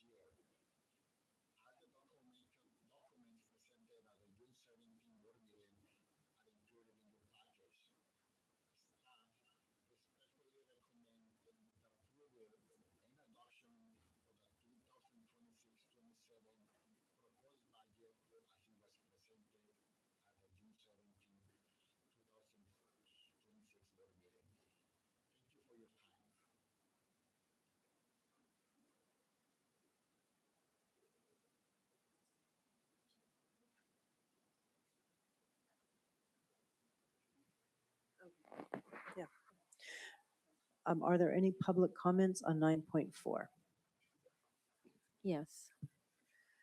Chris Webb, Bill Beecher.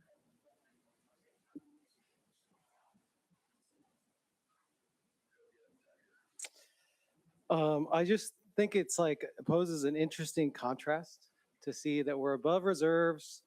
Oh, but also we gotta commit funds to the future because we can't pay for the kids that we got now. And you know, as somebody, yeah, there's been talk about like, hey, go to the state, right? Like that meeting where you approved kits extension, even after you heard like the way he talked to Roddy in a meeting. You guys, the women, right? The women approved that one, and I was here really late, like another night. Like we got money for our six-figure people to not even be here, to not even do their job following up on stuff. It just, and then later you wanna ask for more money from the community through a bond. I think the way that you're operating now, like, is gonna make it harder for you to do the things you want to do, right? And like, it makes it hard for me to help you. Also, I see this, and I think it's a reflection of PVUSD operating against the intent of the state. Now, the state would say, take care of today's kids. The state would say, the districts that keep to the 3%, they're the ones who are doing well. So like when we're, 2-3 times past that, like I feel like it doesn't look good. And that the leadership here is just not with the program, right? Like, so the state would have us take care of our students. And also the other thing that's frustrating for me is like, we're not even doing things we could be boosting reserves. Like I've said many times, the after school program of model continuation Renaissance, you were recouping ADA. And I've asked for many years now, show us the data. Show us the data that the way you did it after the post-COVID Renaissance is more financially viable. And you have it. And instead, every time I turn my back, you're trying to kill that school. So I just am I think we need to be real careful here. I think we shouldn't do 9-5. And like the decisions we make now, if we don't do them well, I think like this district, it could go in a harmful way, and it could lead to a change in leadership, right? I think like at this point, like if this district forces the teachers to strike, I think for sure the superintendent should go. For sure, the board majority that has been approving these attacks on our community should go, and that should be expected. So if you do that, because I think like doing this other stuff, oh, hey, CWA, I got you. CSA, we got you. Oh, new cabinet people, we got you extra. Like, forget what the veterans were getting before you got here. We got you extra. Even the superintendent, right? Like, oh, my training's done. Just throw another 15K on my salary. You know what? Can I have the same treatment? I know when we start the school year, we got these PD days. Can I just say that for me, I had a lot of training. In fact, I went to a PD on my own just like 2 weeks ago, equitable grading. Can I just take that PD money, give me the 15K on my salary, or the equivalent, proportional equivalent? Thank you. Was that the only? Okay.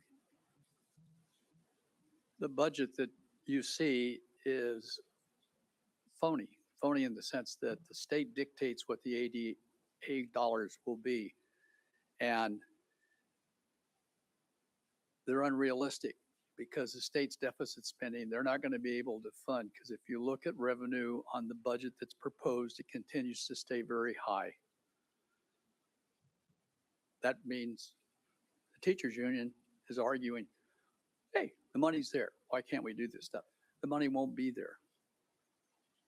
So the district has to turn in a set of numbers that's based on numbers they've been given, and what you need as an operating budget that's realistic. This budget does not show future cost reductions. Oops. Because that would lower your costs, but you can't put them in until you've approved them. Well, we're going to be closing schools. We're going to be letting teachers go because we're going to downsize our facilities. That's not in this budget. It should be for you to see a second budget that's realistic, that allows you to judge what you're playing with. So in the handout that I've left for you on page 4, I have shown a revised revenue that's almost $100 million less per year. And by the way, that's the jump we got after COVID. The state's saying, we're going to continue giving you the money. We have a term, BS. Good news. Hispanic birth rates in the state have leveled out. There's been a steep decline over the last 20-some years. It started leveling out in 2020, and we should see that in another year or two into the first grade. And that means we'll have higher ADA dollars that's not in this budget. Thank you. That's the last card. Are there any board comments on this item?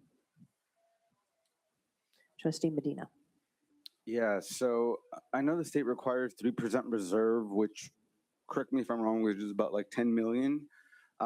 However, for the 26-27 budget year, the district's ending funding balance is projected to be around 32.8 million, which means the district is holding more than 22 million in excess reserves above the minimum. So in my understanding, based on the budget and the numbers that I ran, so our 26-27 proposed budget shows we are planning to extend next school year with 32.8 million in reserves. The state only requires us to have 3%, which is about 10 million. Our own statement of reason says that we have only 22 million in excess reserves.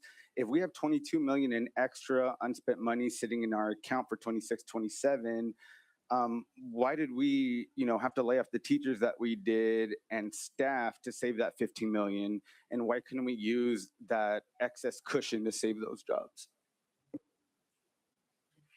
Although the bare minimum requirement is 3%, that is actually not the recommended percentage for any district.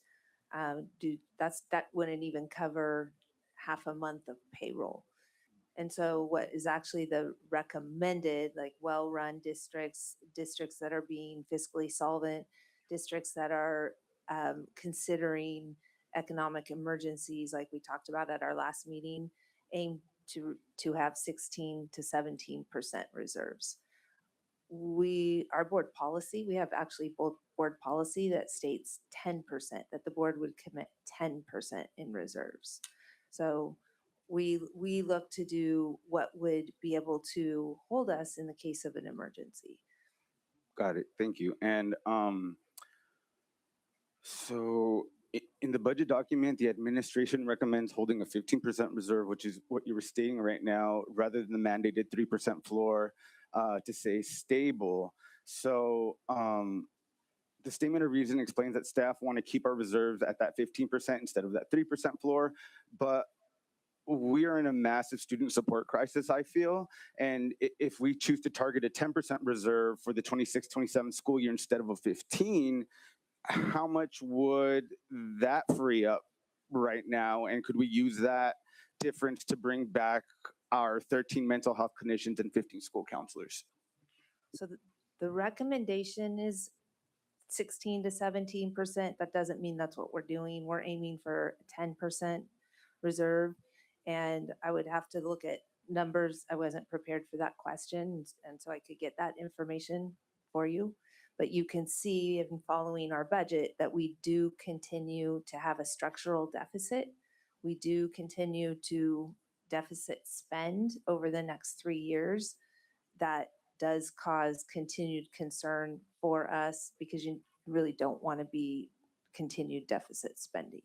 So it is something we need to watch, and even putting money into reserves or having reserves, we are actively spending into our reserves.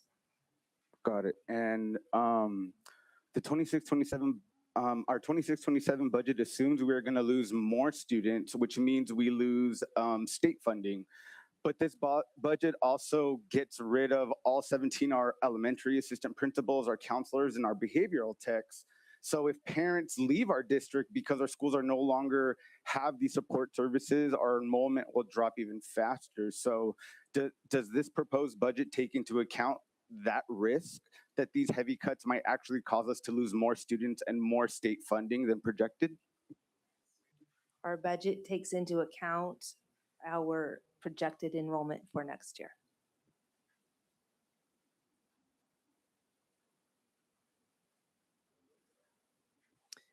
Any other trustees with comments? Trustee Flynn?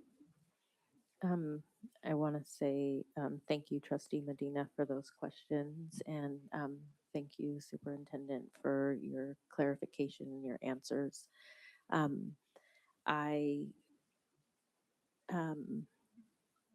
recognize what Mr. Beecher is saying, and having had served on a previous board with a much smaller budget, my concerns are around what our state is experiencing and how that affects us long term.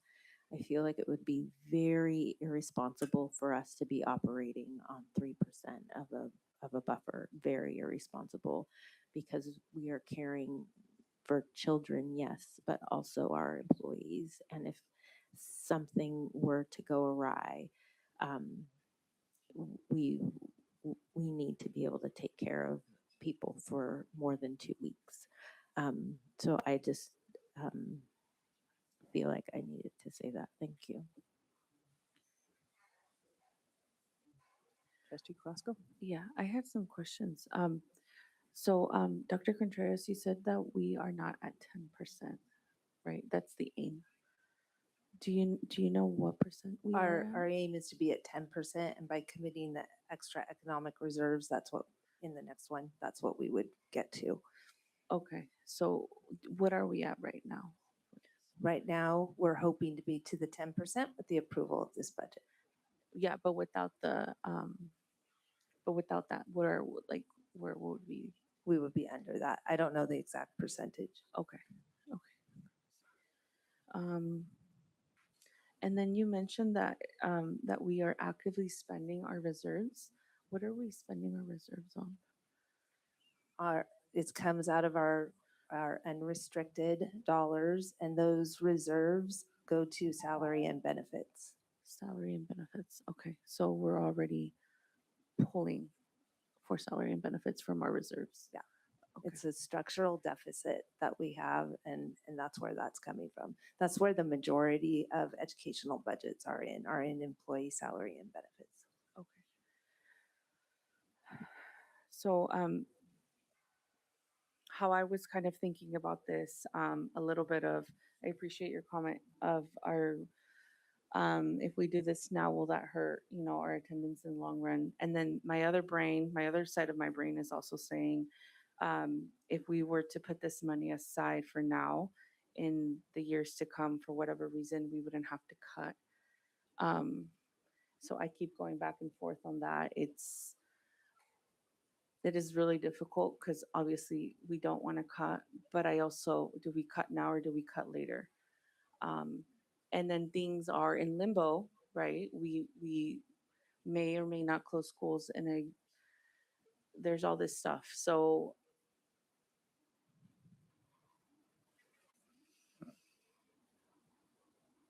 I just want to communicate that this is very difficult because we are trying to do two things at once. With many, many unknowns. Yes, thank you, Trustee Flynn. And that I acknowledge what you said, Trustee Medina, that will this hurt, but also, do we do it now or do we do it later? And will it be less later? I'm hoping it'll be less later. I don't know. Will we get more attendance? Will we not? These are the thoughts that go into my head when we're approaching something like that. We are very aware of the cuts that we'll have on our students, and yet we're trying to do the best decision with what we have. And this is very, very hard.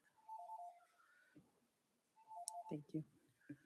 Didn't you already give comments? I did, but I have a clarifying question.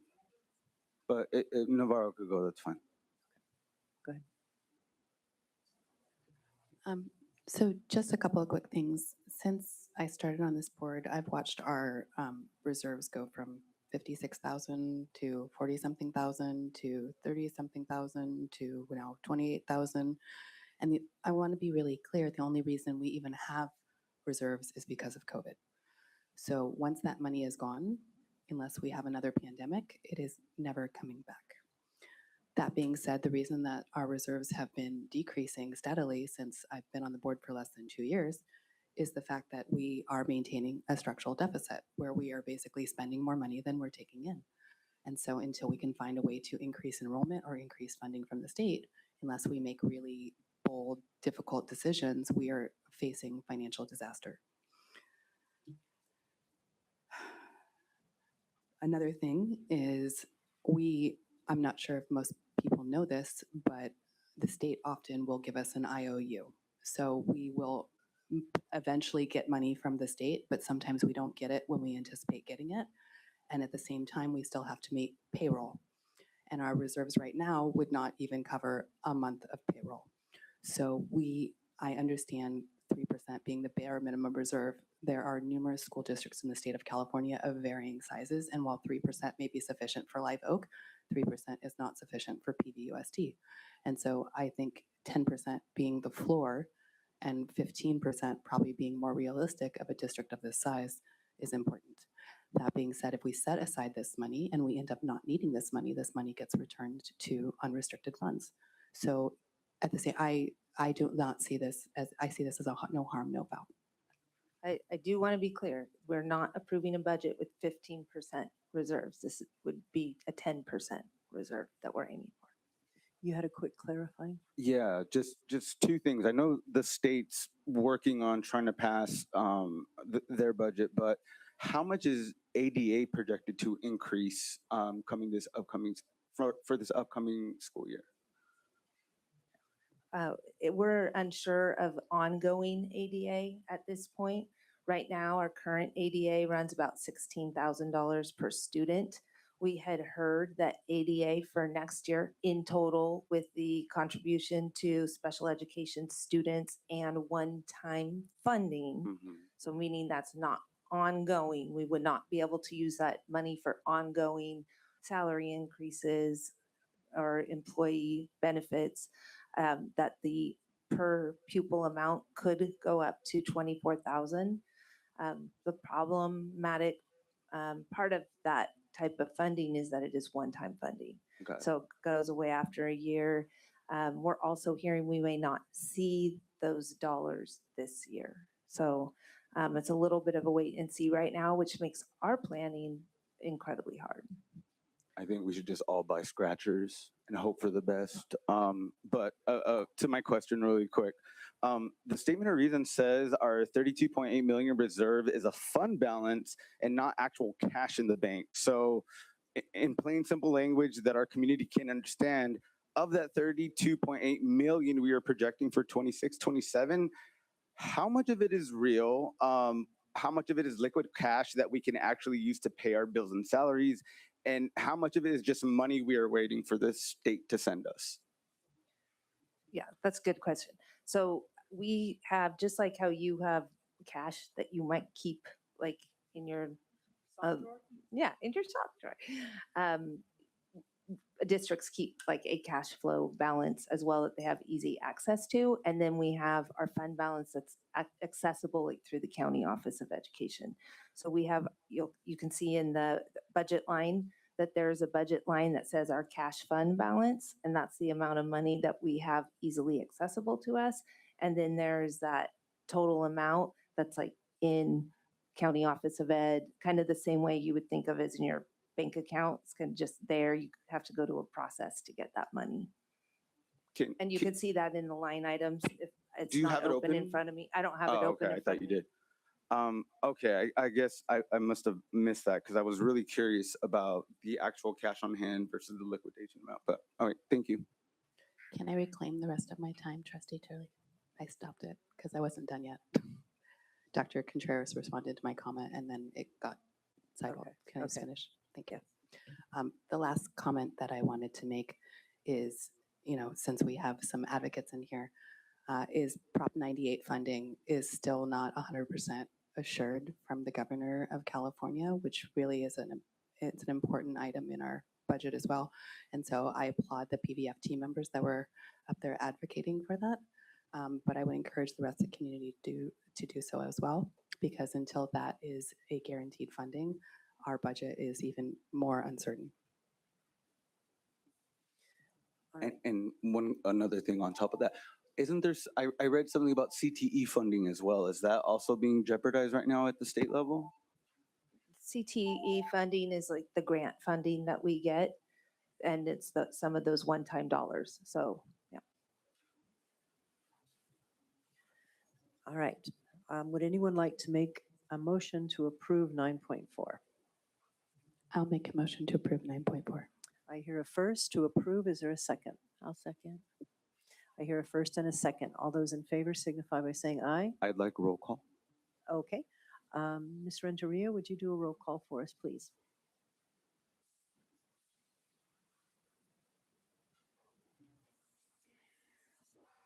Trustee Navarro, your vote? Yes. Trustee Medina, your vote? No. Trustee Carrasco, your vote? Yes. Trustee Dodge is absent. Trustee Flores absent. Trustee Flynn, your vote? Yes. President Turley, your vote? Yes.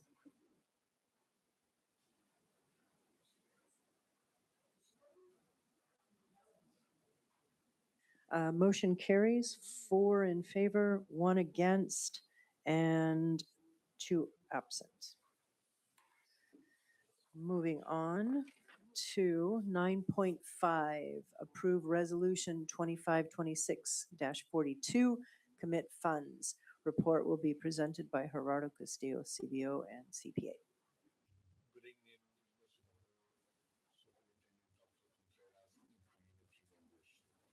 Tonight, I'm presenting resolution 252642 for your consideration and approval. This resolution seeks to formally commit a specific portion of our general fund ending balance to protect the district against anticipated deficits and debt in the future. The government accounting standard board rule number 54, we are required to classify our fund balances transparently based on the level of constraint placed on those funds. This aligns directly with our local board policy, which affirms that the board has the ultimate authority to meet, assign, or evaluate our fund balances. What does commit mean? This is self-imposed constraint by this board. Once we commit these funds tonight, they cannot be used for any other purposes unless this board votes on a successor resolution to change or remove that constraint. We are requesting a formal commitment of $4,769,181 from the general fund ending balance. As illustrated in the 2026-27 proposed budget previously discussed, the district faces anticipated deficit spending in the 27-28 fiscal year. By locking in these funds now, we are proactively within fiscal reach to stabilize our programs and operations when we hit a projected deficit year. These funds will remain committed specifically for the 27-28 deficit and will automatically be uncommitted at the start of the 27-28 fiscal year, unless the board takes action sooner. Staff recommends approval of the resolution 252642. This action ensures strong fiscal stewardship, transparent accounting alignment with gratitude free expenditure, and safeguards our district's financial stability moving into the multi-year cycle. This reserve ensures we don't have to make sudden painful cuts to programs and staff when the deficit hits. Thank you. Thank you for listening. Do we have any public comment cards on this item? Yes. Emily Halbig and Bobby Marchesalt.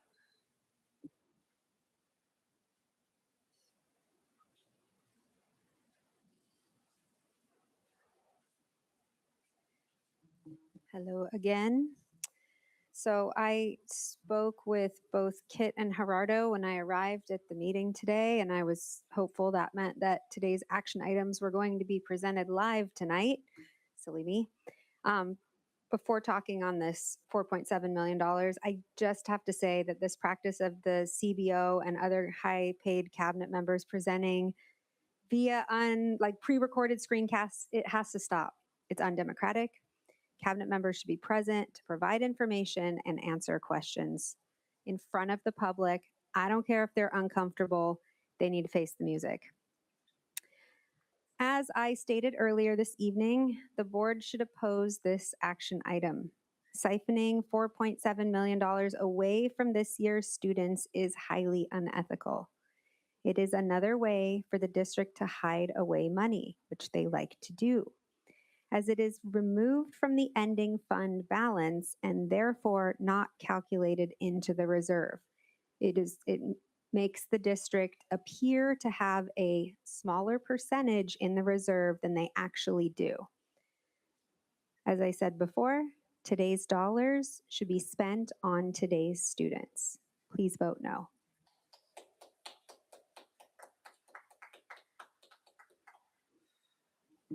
To reiterate, and Trustee Medina beat me to it earlier. Actually, when I was coming in, I saw several cabinet members, and one of them I talked to, and on the way in, I said, "Hey, wish you were staying for the meeting." And they said, "Yeah, I kind of wish I was too, actually." So I don't know if that was just pleasantries or if they've been asked not to stay when they'd like to. I don't know which it is, but I agree. I was at a county board of supervisors meeting this morning, and guess what? The staff was there presenting, and we were able to be asked questions. And it's very difficult to get the information from the videos. I'm just going to be honest, okay? I really think we should be going back to that. They're making a lot of money. They can be here. Oh, did you not restart mine? Because I know that was not 2 minutes.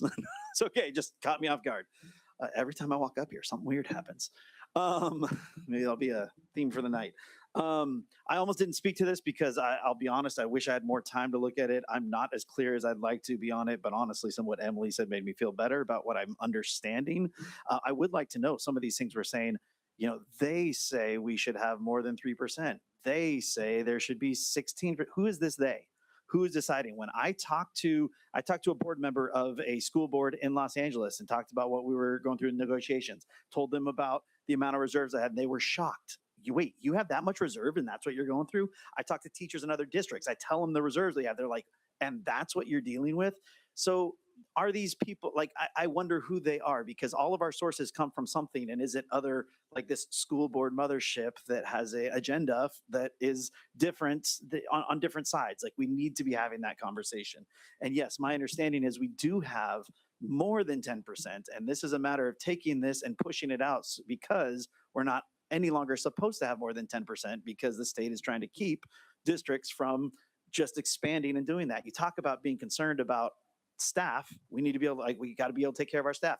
Your staff is the one saying, please spend the money on us and our students today. Okay. And anyways, I think you get my point. I'm going to shut up. Thanks. Are there any board comments on this item? Trustee Navarro.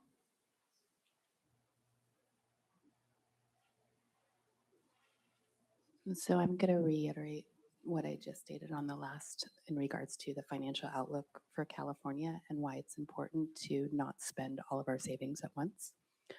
I would also just like to briefly mention once again why we don't have staff members here, and it's because of how we have treated people in this boardroom, and they don't want to be here. And we should not allow our staff to be treated that way, and that's why they're doing these. And if anybody has a question, it's not on the agenda. If I'm responding. Back on to the agenda item, please. So I'm briefly responding to the fact that the cabinet members are not here to answer questions from the public anyhow. They're here to answer our questions. And that item is not on the agenda. Any other trustees with? Trustee Medina, did you have a comment? I sure do. Okay, so the staff is recommending a formal board commitment under the GSB 54.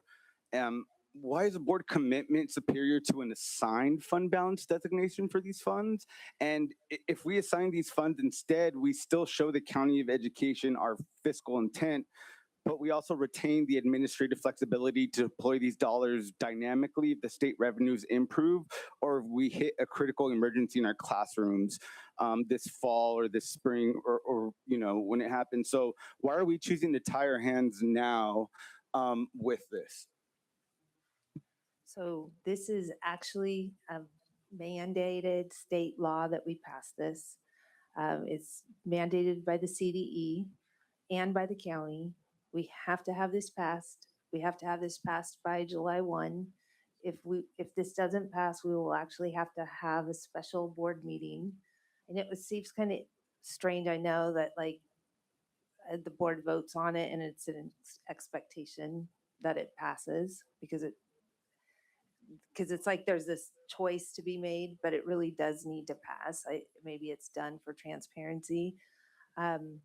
It is there for emergency, and I think the mandate is probably in place to ensure fiscal stability so that if there's an emergency that happens, a district is able to reach into that fund, have that money set aside, and have that guarantee that it's there. So for instance, the Pajaro Middle School flood, we had these dollars there to immediately turn to, despite any other kind of spending that we did that year, that was immediately there. So it's that type of funding to be able to have, and there's a mandate that districts have that and set that aside. And that's why it's there for the board, though, to have to vote that this is how we're spending the money, that the public knows this is how that money has been spent, and that money cannot be touched without that board vote. Now, at the end of the year, when this money has not been spent, it goes back into the general fund for reallocation or back for student needs, salaries, whatever it is. But it's just how the law works, and I believe it is there for fiscal stability. And from my understanding, there's different ways that we could do that, right? Can you just explain the difference between a commitment and an assignment of these funds? I believe the commitment is that it is untouchable. It is here. It's not being assigned to anything. It is that savings account that it is here for emergency. It's not being assigned to an expense. Okay, so if we wanted to, as a board, make an amendment and say we want to only commit a X amount of money, and the remainder of that funding, we as the board would like to place that in school clubs or support staff that may be needed at schools where we know we're going to have a higher need. Is that something that we could do right now to amend that to put less into that reserve, or is this amount just based on your recommendation? I believe it's a formula for the amount. Okay, so the multi-year projections that justify this 27-28 commitment are based on highly conservative enrollment decline assumptions. And if our enrollment stabilizers perform better than expected, or if the state cost of living adjustment COLA is higher than projected next year, how much of this commitment becomes unnecessary surplus?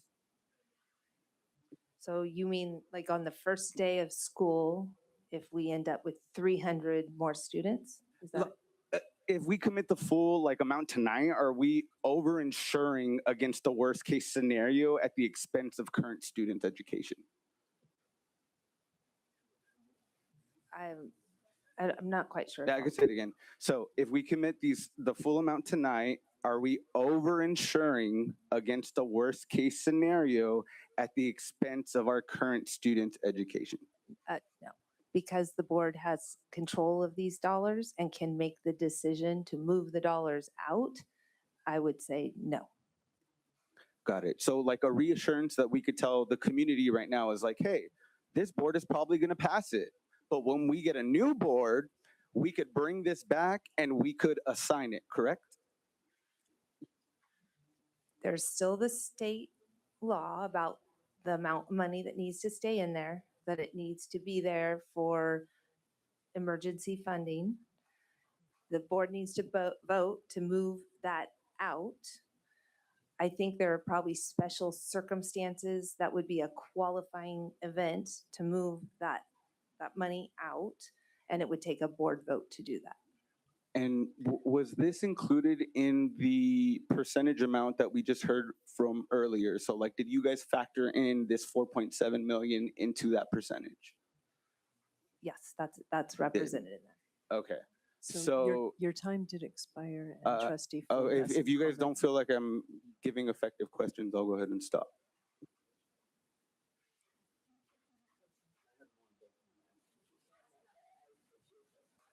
He can have my time. Okay, well, I was moving on to trustee Flynn. Point of order, trustee Turley, we haven't been deferring time to other board members because I requested that from trustee Flores at a previous meeting. We're moving on to trustee Flynn. I think you had comments. I saw your hand. Yes, I appreciate the questions, and I feel like these are questions that are more for Gerardo, and I would have the ability to answer. And so I feel, no, I'm not saying that you're not answering them correctly. I feel like it's not fair that you're having to know all of the things all of the time. It's too much for you to be expected to have all of the answers. I appreciate your preparedness, though. Do you have them written? Because I will read them.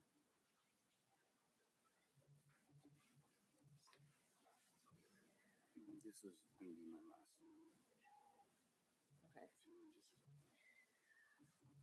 one. During recent layoff hearings, we told our teachers, staff, and families that we had absolutely no choice but to cut positions because we were out of money.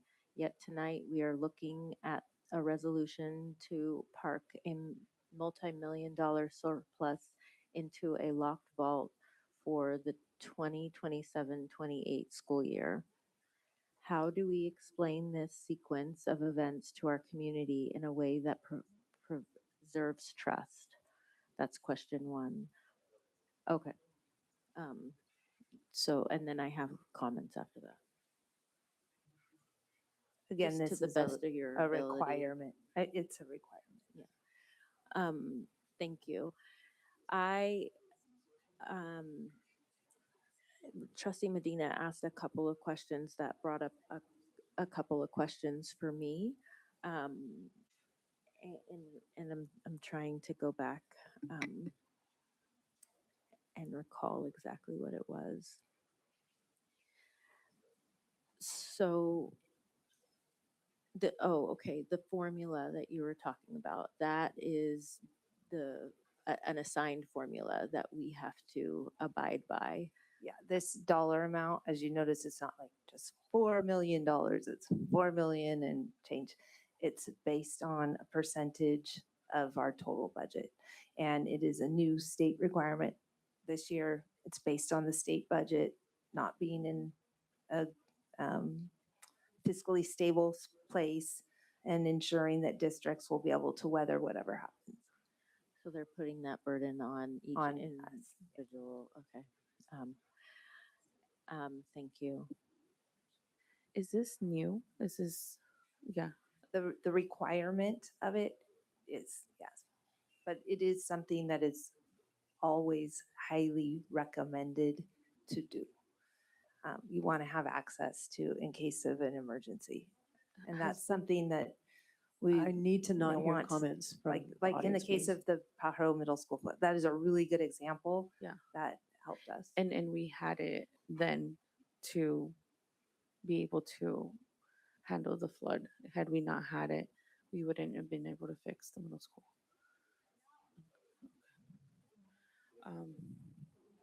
FEMA still hasn't paid us the 7 million, and they're Yeah. about 10 years in arrears paying the county for stuff that Yeah. is due them.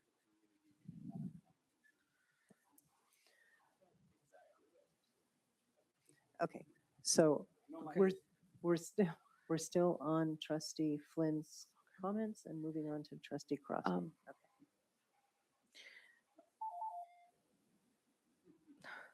I lost my question.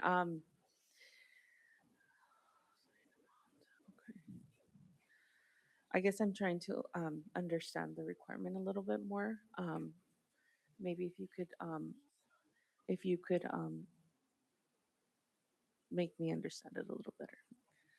So this is setting aside a dollar amount. That's a formula based on our total budget that is mandated by the California Department of Education our county office, we have to report to them. It's a set aside for economic emergency, which could range from a flood to maybe withholdings from our state budget, so that in the event of one of those things happening, any or all, that we are able to, just like Gerardo said in his presentation, that we would be able to cover those emergencies. Sometimes when those types of things happen in districts, then there's a swift cut to a funding source or a program. Eva and I were just talking about this actually earlier today, and she was talking about when she worked in the migrant program, and sometimes in the middle of the year, they would have a funding deficit, and suddenly, because Eva was actually one of the accountants for the migrant program, or did accounting for the migrant program, they would have to start cutting services to students because they couldn't cut staffing.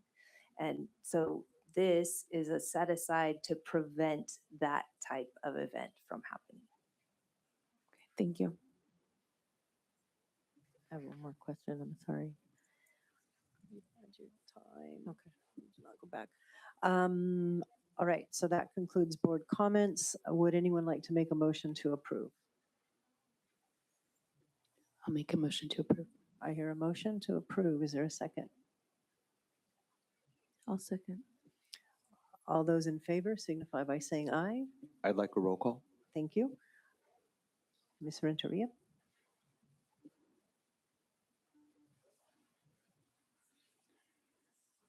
Trustee Navarro, your vote? Yes. Trustee Medina, your vote? No. Trustee Carrasco, your vote? Yes. Dodge and Flores absent. Trustee Flynn, your vote? Yes. President Turley, your vote? Yes. Motion passes, 4 in favor, 1 against, no abstentions, and 2 absent. That moves us on to 9.6, approve resolution 252643. Report will be presented by Gerardo Castillo, CBO, CPA.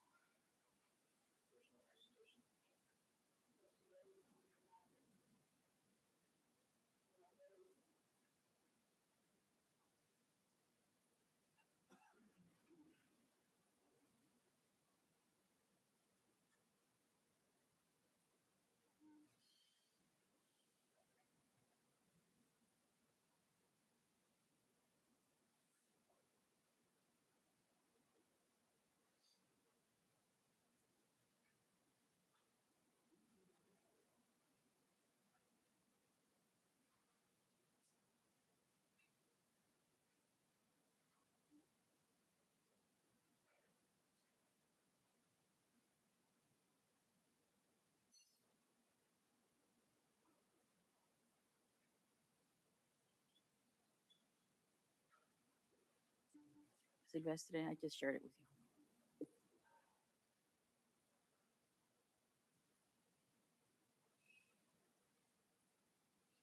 Good evening. My name is Robert Anslow. I'm a partner with the firm of Atkinson Andelson, and we are acting as bond counsel to the Pajaro Valley Unified School District.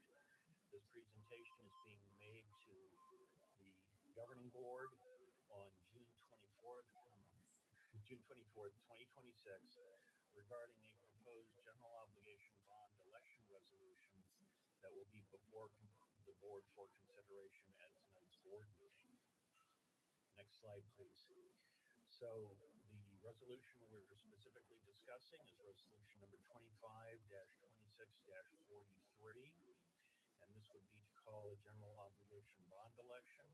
And I'll go through some of the details of that, and you'll be watching the slides as I make the verbal presentation. So by way of background, California public school districts can call a general obligation bond measure election in order to finance schools and school facility projects of that school district. And I'm not specific items that can and cannot be financed. But generally, what you can finance is anything that's considered a capital project. What you cannot finance is day-to-day O&M or administrative costs or teacher or administrator salaries. So the bond measure and the resolution have been crafted with those limitations in mind, which we'll go through in just a moment. Next slide, please. So the bond measure elections are authorized by state law and the state constitution, and there are requirements laid out for them, and we'll discuss those in just a moment. In addition to authorizing the issuance of the bonds, the bond measure election also authorizes the school district, in this case the Pajaro Valley Unified School District, to issue the bonds and cause the levy and collection of an ad valorem of value tax on taxable property located within the district's boundaries to repay the bond debt when the bonds are issued. Next slide, please. Now, the district is proceeding under the auspices of Proposition 39, which was authorized by state voters in 2000, and many Proposition 39 bond elections have been conducted since that time. And that measure, that proposition allows for these types of bond elections to be called and conducted subject to certain stated requirements. Next slide, please. Now, the principal change that Proposition 39 enabled back in 2000 was that before that time, school district bond measures had to be approved by a 2/3 supermajority of the voters voting in the election. Proposition 39 changed that voter threshold to a 55% favorable vote of the district voters voting on the bond measure. And that has resulted in an increase in the number of school bond measures that have been passed by voters up and down the state of California since 2000. Next slide, please. So I talked a little bit about Proposition 39 and the requirements. The resolution, which is Resolution 25-26-43, meets all of the Proposition 39 requirements, and we'll talk about those in the next few slides. Next slide, please. So it sets the date of the election as November 3rd, 2026, which is a California statewide election date. So that is one of the authorized election dates under Proposition 39. That election date will also be when the California general election will be held, sometimes called midterm elections. And there'll be a number of other measures and candidates on the ballot at that point in time. The deadline for filing of the resolution is August 7th. We're approving this resolution, or the board will be approving the resolution in June. So that gives us adequate time to file the resolution and all of the supporting bond election documents with the various county officials well in advance of the deadline. The resolution sets forth the text of the bond measure in both a long and condensed form. The long version of the ballot measure includes a stated list of facilities projects that can be funded with the bond funds. And by that authorization, it means that the bond funds can only be expended on the facilities projects listed in the bond measure. If there's other costs that the district might want to finance in the future, those would not be eligible for funding with general obligation bond funds from this bond measure. You'll also see as another exhibit to the resolution what's called the ballot measure statement. That is a short form of the ballot measure, very condensed. It is subject to a word limitation under California law, and it is what individual voters will actually see on their physical or electronic ballot when they go to the polling place or when they mark up their mail ballot. Next slide, please.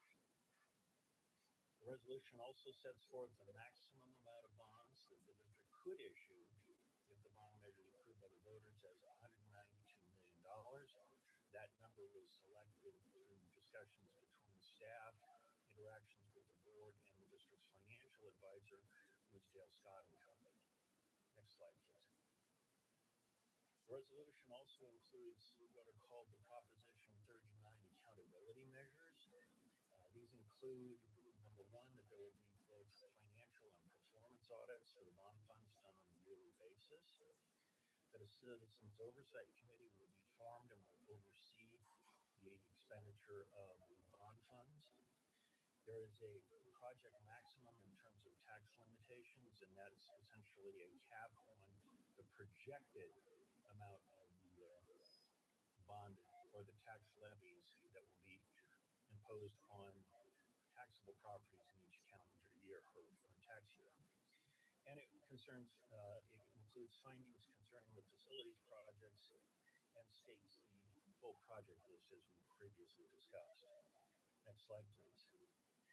So if the bond measure is approved by the district voters in November, the measure would authorize the levy and collection of an annual ad valorem tax to pay the principal and interest on the bonds issued to finance the authorized facilities. And that tax would be collected through the two respective counties, Santa Clara County and Monterey County, based on the portion of the district that overlies those two counties.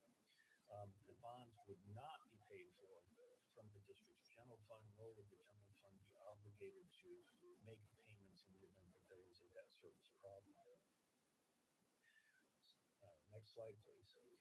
So if the resolution is approved by the district board tonight, it will be submitted along with the supporting documents to the registrar of voters in Santa Cruz and Monterey counties in order to call and conduct the election. There are other supporting documents, including what's called the tax rate statement, that will need to be prepared and provided, and that's already ready. And we have that in a final form.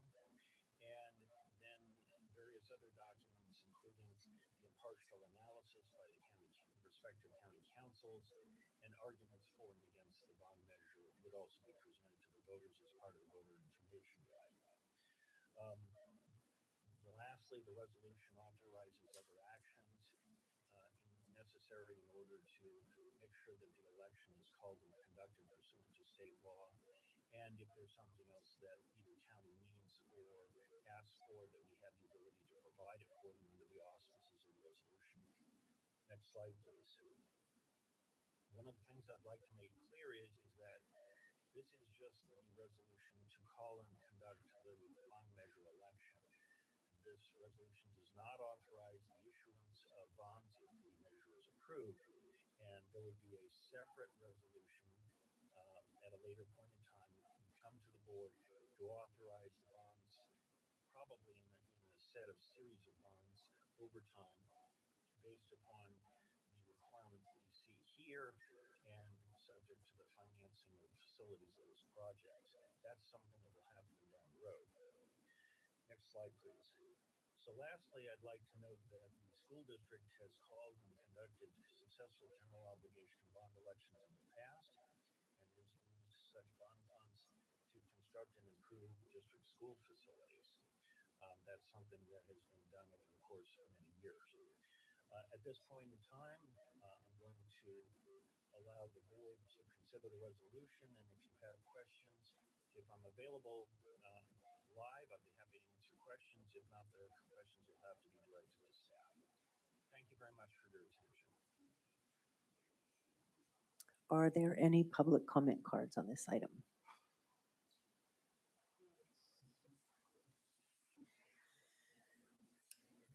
Chris Webb, Bill Bleacher, Bobby Marchsalt.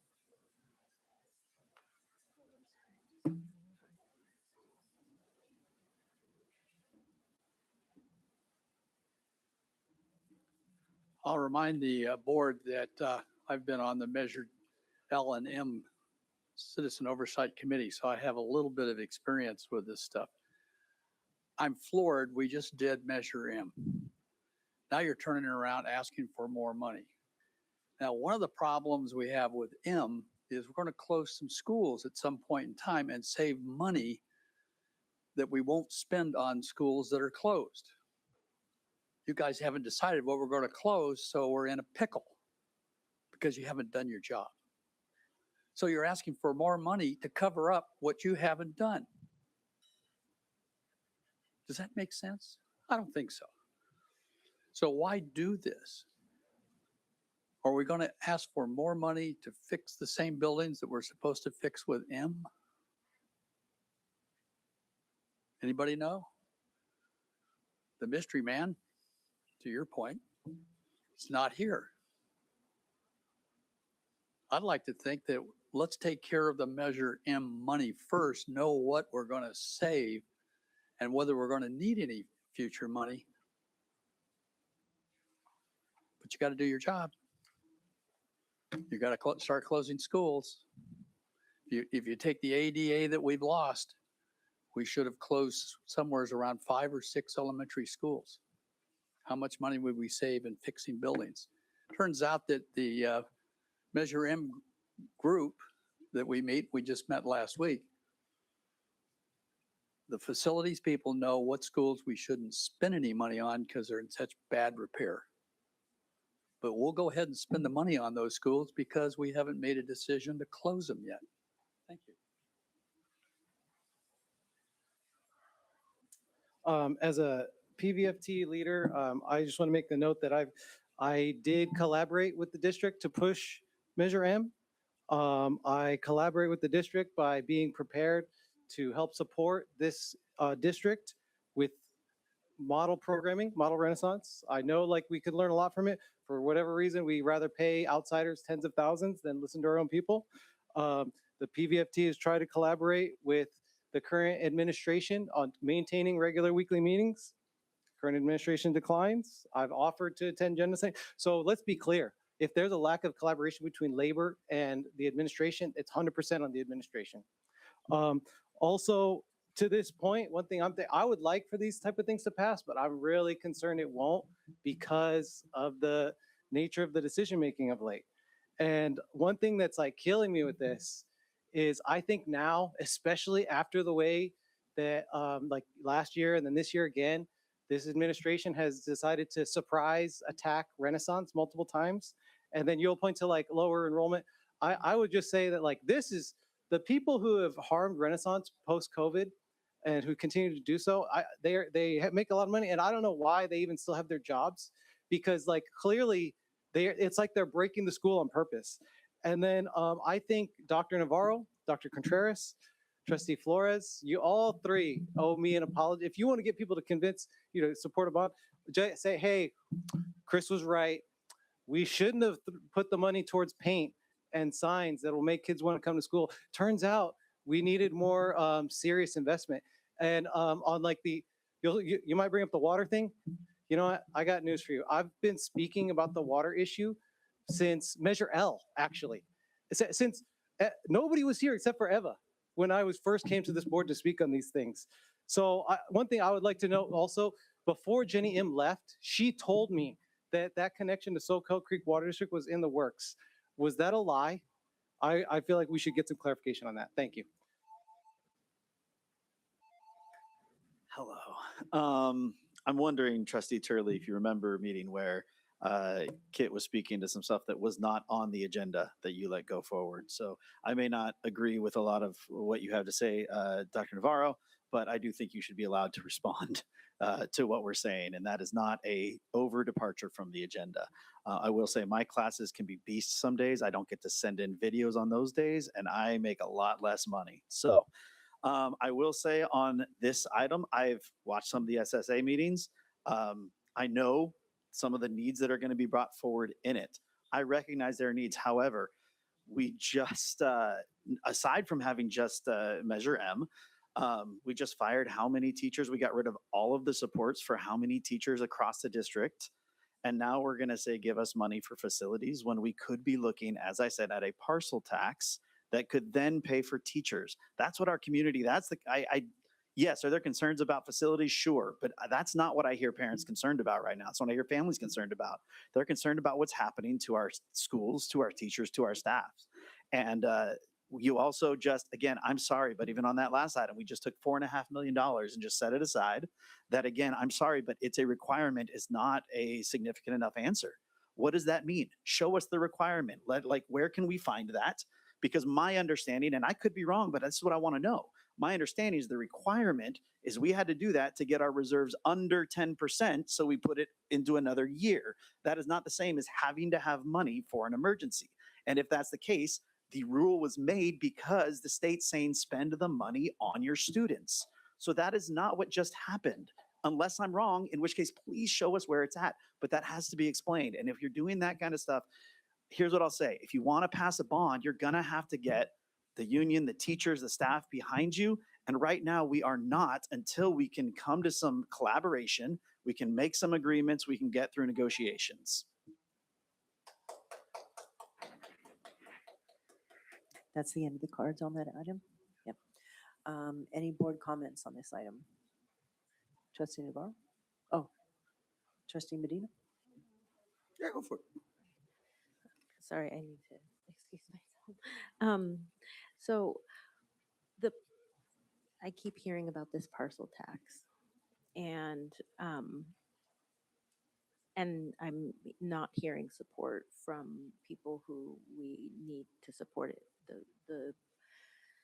The survey says that that the voters do support it, but we do want the people who are out there talking to the people to also champion this as well.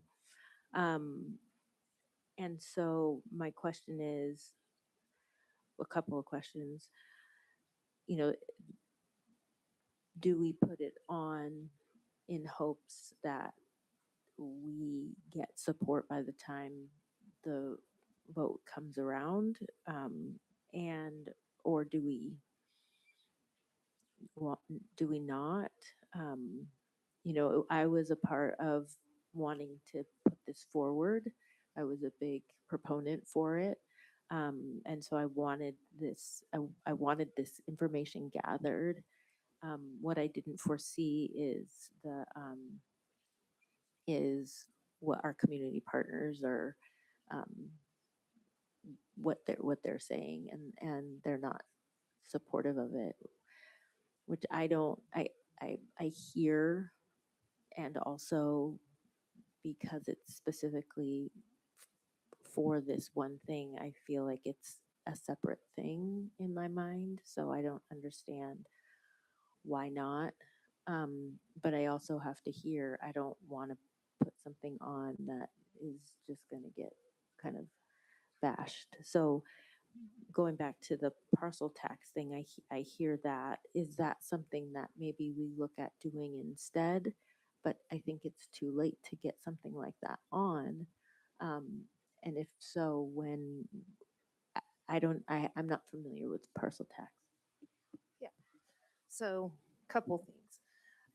One, this comes forward now to the board because this is when the opportunity presents itself.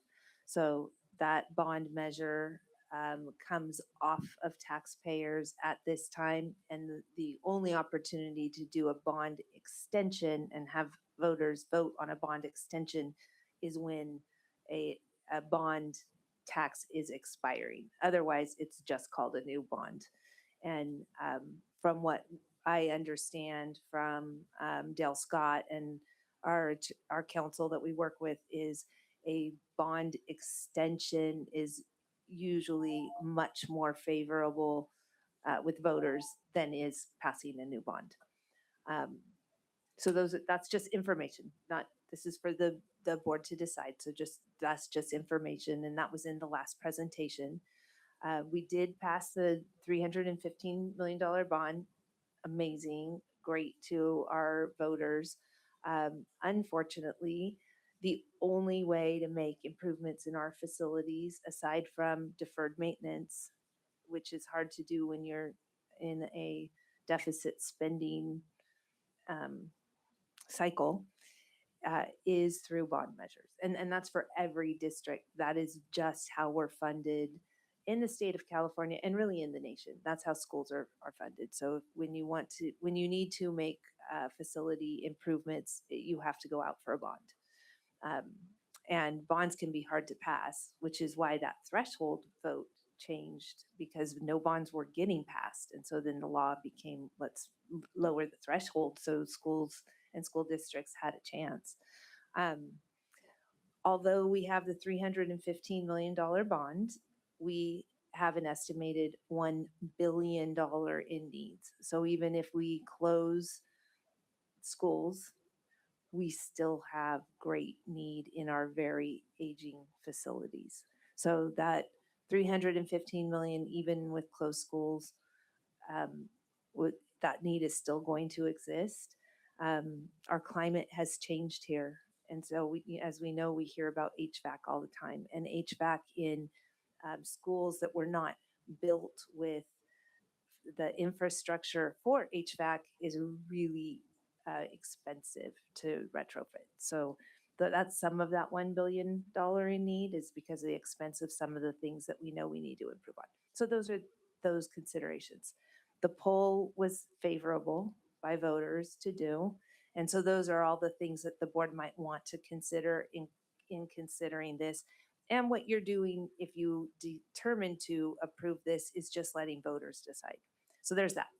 As for the parcel tax, that is something that the board could consider doing. I don't know, and I can look into immediately if there's enough time to get this on. Eva, what is the date that we would have to have a measure on a ballot by? Do you remember the date? Because we know for this one. Dr. Contreras, it's actually August 7th. Thank you. No, that was it. Thank you. So I don't, there's usually, it's pretty extensive, the different steps you need to take to aim for an election. But that is something that can be a consideration, definitely. But this isn't the only election that we could consider looking at. So those are definitely things to consider. Trustee Medina? Okay, thank you. As we know, last night, Democratic Socialists cleaned the slate in New York. And I think that kind of speaks to the momentum and movement that a lot of us are going through right now and not being able to afford these things. And I'm upset about this because the voter breakdown data shows that Monterey County accounts for approximately 8% of the district's registered electorate, totaling 4,666 voters. However, the June 26 voter survey only captured, get this everybody, 20 respondents from Monterey County out of 410 total completed surveys. 20 people in my area were counted. So how could we justify basing a district-wide 192 million bond decision on a sample size of just 20 people from my entire trustee area? And I'll direct that at the superintendent.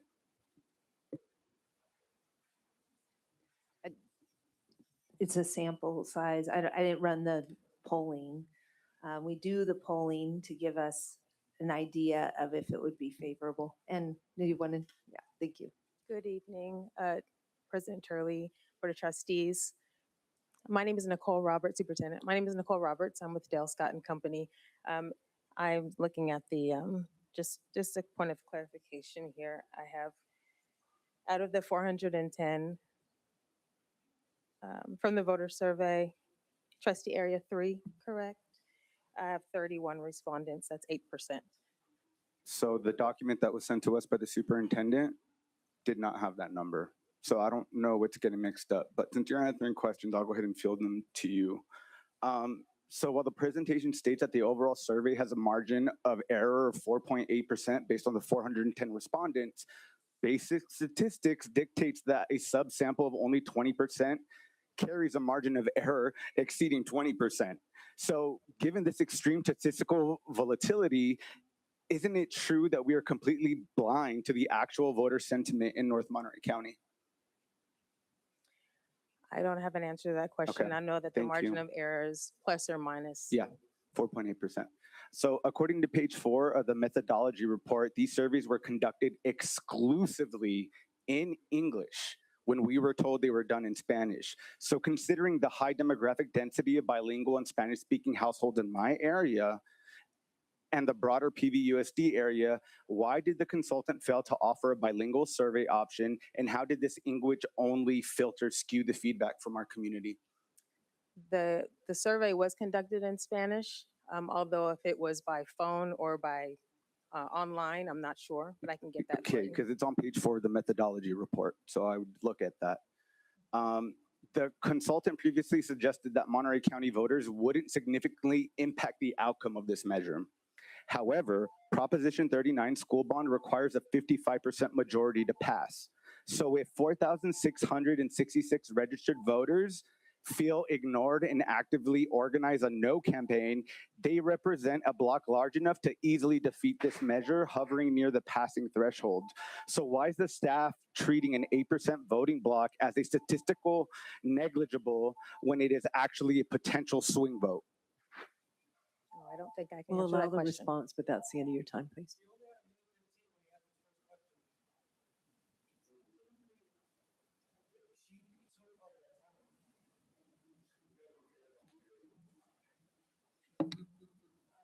If you're able, if you want to respond to that question, that'd be great. I don't think I can answer that question. No, thank you.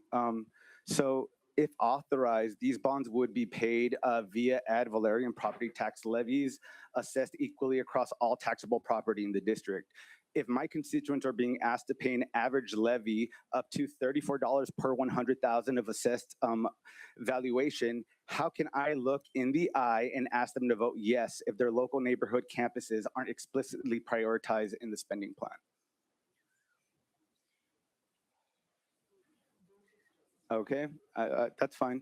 That, So that is your time, though. We need to I move on think these to are other- really important questions. So is it okay if I continue fielding them? Because that report that we got was inadequate and we need to show. Trustee Mediana, do you think that the rest of us can ask some questions too, please? So on this agenda, this is only a informational discussion. I would like to request that you send your questions in so that they can be responded to. I'll just finally say I will be opposing this and this is going to fail and I will be siding with the teachers union. So I think it is best that we do not do this unless you all want to look like a fool, and I will be endorsing every candidate that is not running for re-election and endorsing them. So all of y'all who are going to be voting on this are going to be gone. Thank you. Okay, did you have something, a comment you'd like to make? Okay. Trustee Navarro, up. Thank you, Ms. Roberts. I do have a couple of questions, but first a few points. So briefly, one of the talking points for passing Measure M was the fact that Measure J was expiring, and that was a selling point to voters. So just being clear, this is a little bit of a bait and switch. While I realize that the timing of this is an opportunity, my understanding from my research is that the Measure J bond doesn't actually technically expire until 2030, and therefore we could actually bring it in 2028. Is that incorrect?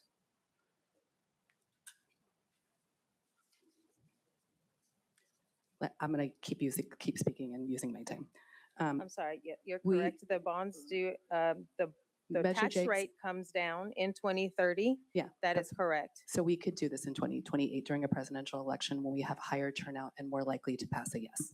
Yes, So- and depending on the timing of the next issuance. you- Exactly. So with Measure M not really having any shovel-ready projects yet to actually show to our voters that we've done anything, I think the timing on this is incredibly wrong. Bill Beecher is one of my constituents, and he speaks to a lot of what my neighbors are feeling, in that we have several bond measures on our tax property bills that we have not actually seen the fruits of our actions yet. Voter fatigue is a real factor, given that this survey showed 58% support, and Measure M passed by 55.39% and required a percentage of 55% in our current political climate, with unknowns on the horizons from the federal and state governments, union opposition, community leaders opposition, and recent layoffs, and a lack of progress so far on Measure M, and no legal requirement, since actually we can do this in 2028. I don't support this measure. Trustee Flint? I'm sorry I wasn't here for your introduction, but thank you for being here. So a couple other questions that I'll take over.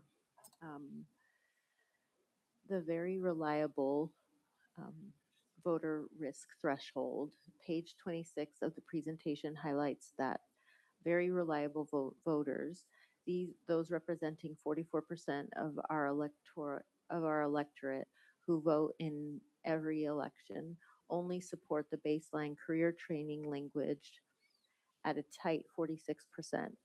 Yes, at a tight 40%, 46% yes, before receiving more information. If reliable voters in Monterey County lean no, due to no perceived lack of historical investment, how does the district plan to prevent this measure from failing right out the gate? It's mainly for the record, but any response? I think that's more a question for just us. Yeah, Yeah. yeah.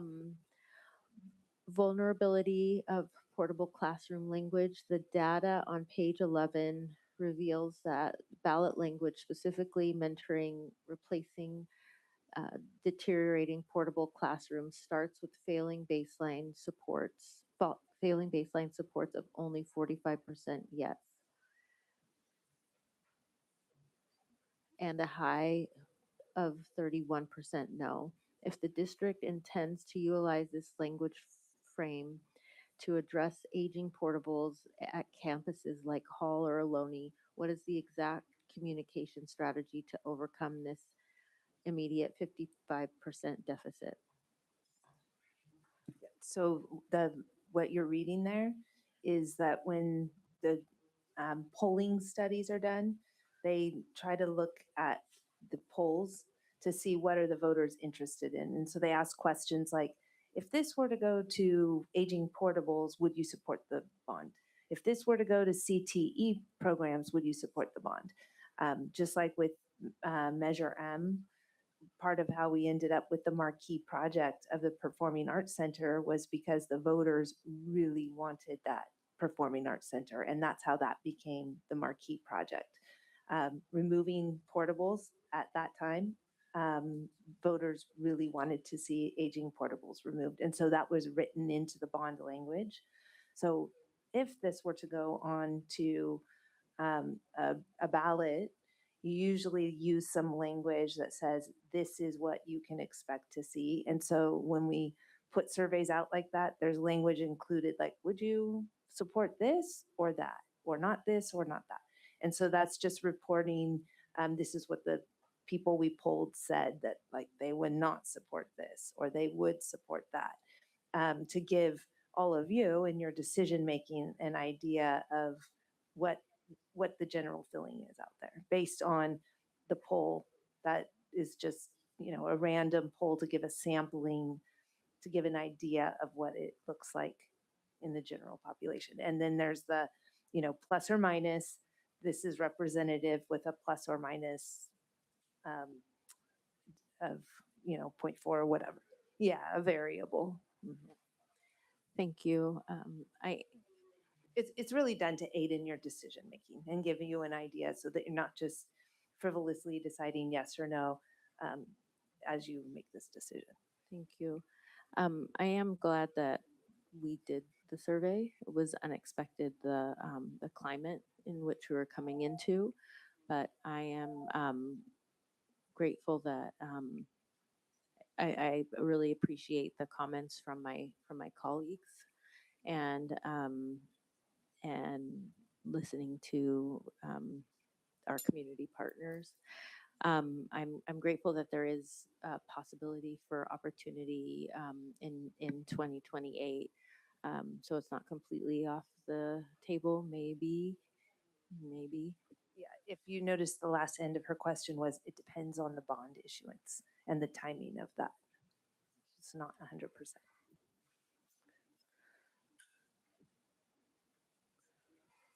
I just have Trustee a few Crosco? comments. At first, when we had the presentation on this, I thought I kind of felt a little silly that we are fighting over what voters are gonna say or do. I was like, just let the voters figure it out, right? Either they go for it or they don't. Because we can argue here and pick at it or whatever, but at the end of the day, what matters is what the voters are gonna vote for.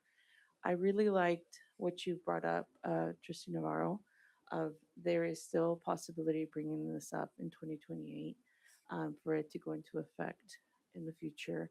I think it's a fair enough point to be able to give the community like, okay, these are the schools that we're going to close. This is where Measure M is going.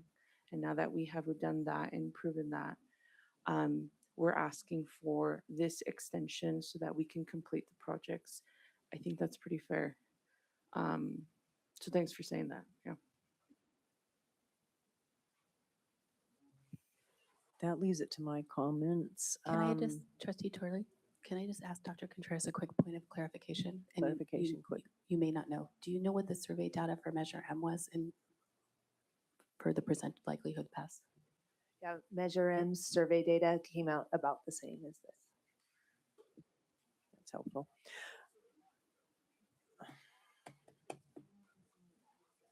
Thank you. As my colleagues are, I'm a little uneasy about doing this right now, especially since we haven't gone through the sustainable schools process. We haven't determined schools that will be closed. I hear from lots of community members that they feel overtaxed, and I am also a little bit surprised about how the survey came out. But I don't think that a 20% response is unusual. I don't. It's not like we're trying to put a vote out. We're just trying to get a sampling of what are people thinking. So the normal process would be for this to come back as an action item. Then how come it's listed under, is it only under the agenda that I got emailed? It's listed under, okay, all right. Okay, thank you. Yeah. Okay. Does anybody want to make a motion? What we could do, we could approve it. I don't think that's going to happen. We could not approve it. We could punt it for several months or a year until we see what happens. Anybody want to make a motion to do anything like that? Point of order, do we need to have majority in order to get this passed? To pass it, we would need to have 4 yes votes. I believe we actually need 5. I think we need 5 people. Oh, because it's got it. So it looks like it's going to fail already Gonna just with fail. the one person, Right. which is going to be me. Right. So y'all do what you want. So let's call the question and then I want roll call. Well, I don't know that anybody's even going to make the motion to approve it because I'm not hearing support for approving it, but there could be a motion to do something else. I'd like to make a motion to reevaluate, reconsider this in 2027 for 2028. Is there a second to that motion? I'll second that motion. All those in favor signify by saying aye. Aye. This doesn't mean we're approving it. This just means we're saying we're going to talk about it again in a year. Oh, sorry. Oh. I just don't want myself tied to this because politics, they're going to bring this up. They're going to question you about it. So it sounds like none of you are going to run again. So this is kind of where we're at. So that's what it is. Point of order, I was very clear that I did not support this, so I'm not sure what your comments are referring to. But if we can get back on continue, topic- Trustee Turley. Thank you. Okay, right now we have a motion on the table. Do we have a second? Okay, which is to postpone it for a year. Apparently, since we're not approving a bond process, we don't need 5, we only need 4 to move it forward. So all those in favor of holding on to this for a year signify by saying aye. I'd like roll Until call. 2027, okay. So that could just be 6 months, all right. Okay, we're doing a roll call. Trustee Navarro, your vote. To postpone till later, yes. Trustee Medina, your vote. No. Trustee Carrasco, your vote. Yes. Trustee Flynn, your vote. Yes. President Turley, your vote. Yes. Motion carries, 4 in favor, 1 against. and 2 absent. Trustee Turley, may I ask a member of the community to turn that mic off, please? Oh. Thank you. Thank you. All right, that moves us on to then 10.1, Local Performance Indicator Reflection Report. Report will be presented by Chrissy McLean, Director of Equity, State and Federal Programs.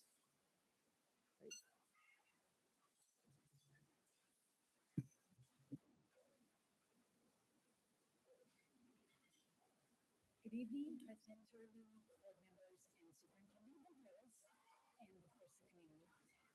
Last week during the LCAP hearing, I shared how the local control funding formula, or LCFF, guides our priorities and investments. Tonight's presentation is I'm sorry, we need to pause because we don't currently have a quorum.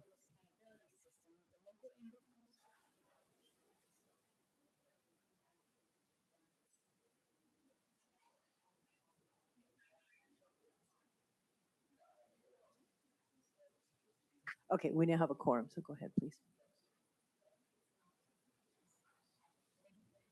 the LCAP in the meeting where the LCAP is approved.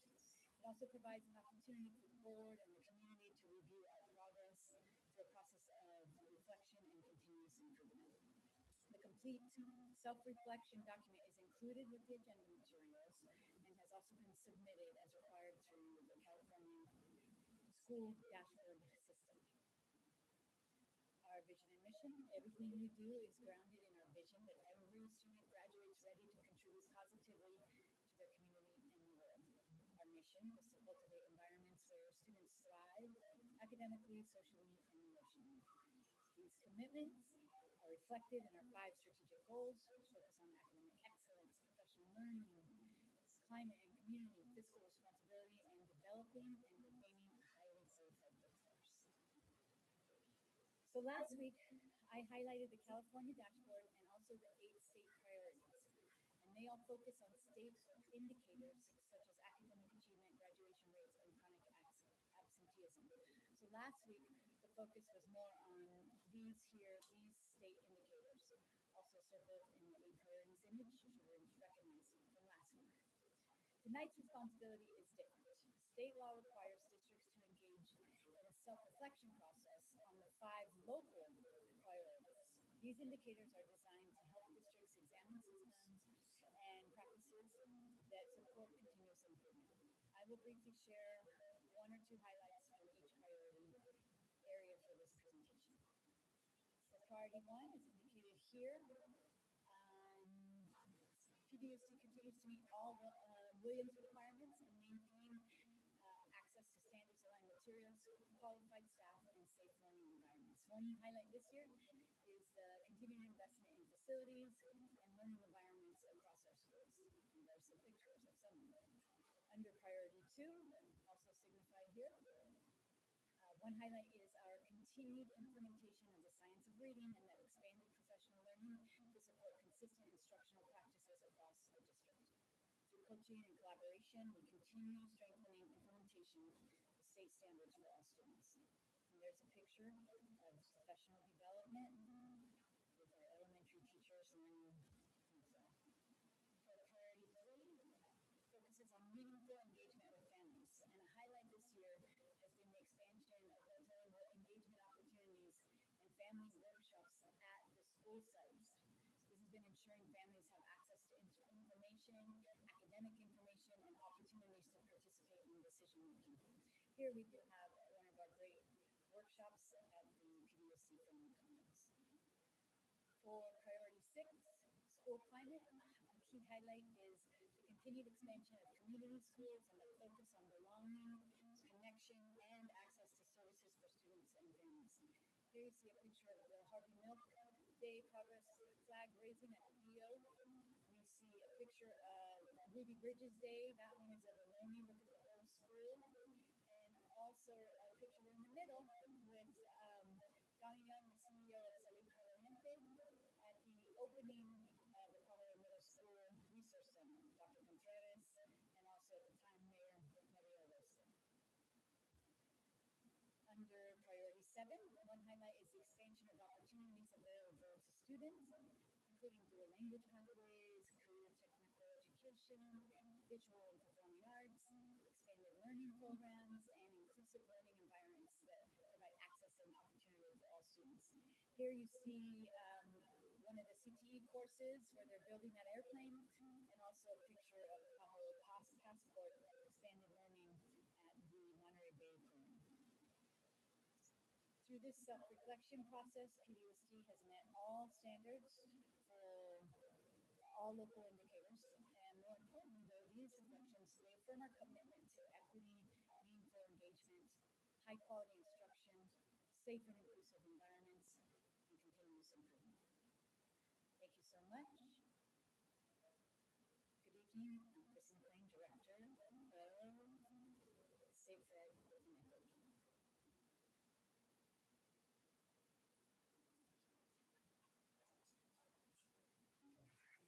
Are there any public comment cards for this item? Oh, why don't you go to the bridge and ask Jessica to take over that piece? Okay. Trustee Carrasco, are there any public comment items on 10.1? No. Are there any board comments on 10.1? Just, I'm hearing that people still can't hear the presentations. It's coming in extremely low, no matter if we could hear in here or not. So I'm throwing it out there. Thank you. Any other comments on 10.1? Not hearing any. We'll move on. We skipped 10 or pulled 10.2. So we're moving on to 10.3, Sustainable Schools Advisory Update. Report will be presented by Gerardo Castillo, CBO, CPA.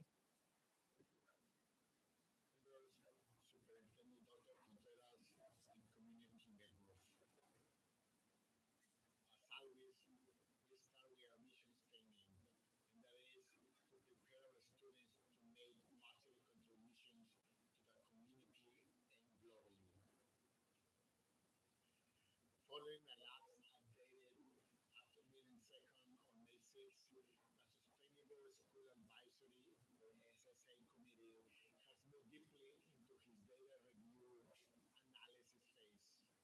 Over the course of meetings 3rd, 4th, and 5th, the committee has systematically evaluated enrollment projections, facility conditions, fiscal constraints, and optimal program matters. The committee remains on track to deliver its comprehensive configuration and policy recommendations to the board by November 2026 for implementation in the 27-28 school year. Meeting peer established foundational technical and moral baselines across several operation areas. The committee reviewed his data analysis roadmap, emphasizing that members are expected to build working knowledge of the data rather than act as overnight technical experts.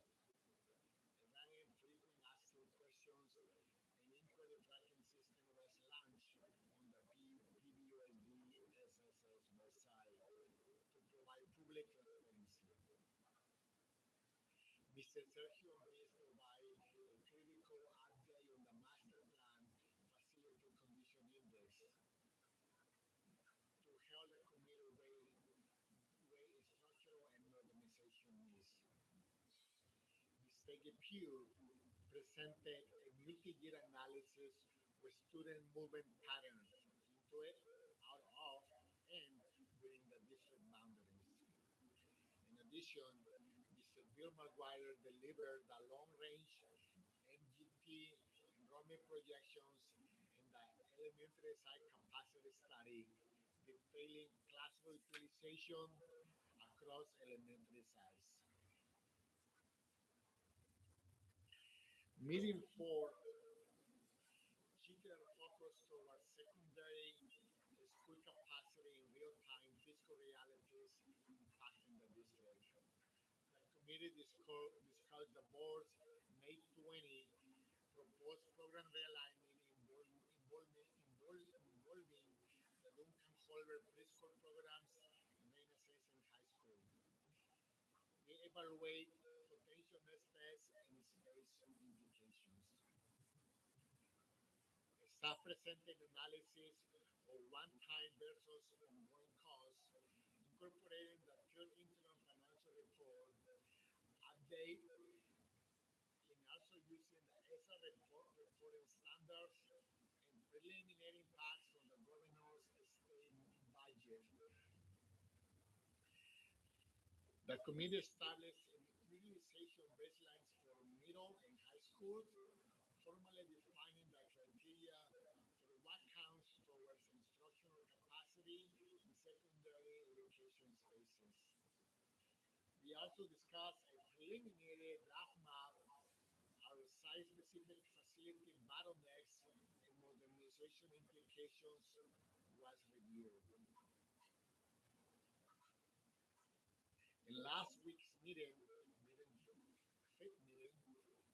um, we brought local data together with external expert analysis to begin evaluating how school design interacts with district resources. Guest presenter, Mr. Preston Thomas from Oakland Unified School District, shared frameworks on staffing structures, finance models, and grade configuration options designed to optimize school efficiency, education, and educational quality. The committee received a formal update on current transportation capabilities, mapping out logistics constraints, and student transit patterns from Paul Bracco, our Director of Transportation. Members were provided printed POSD boundary maps to run through localized student data models. Next steps and looking ahead.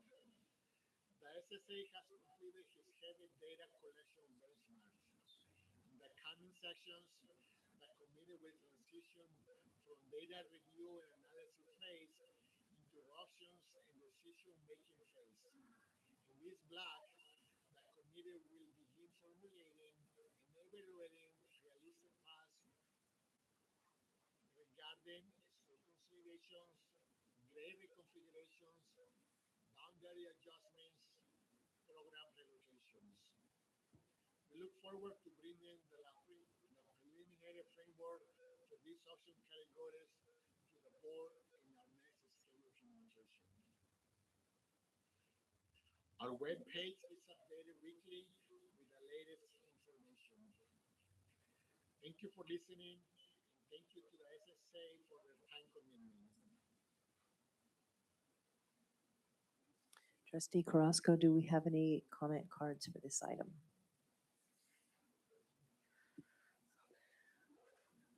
That would be 10-3. Yes, we have Bill Beecher, Bobby, and Chris Webb.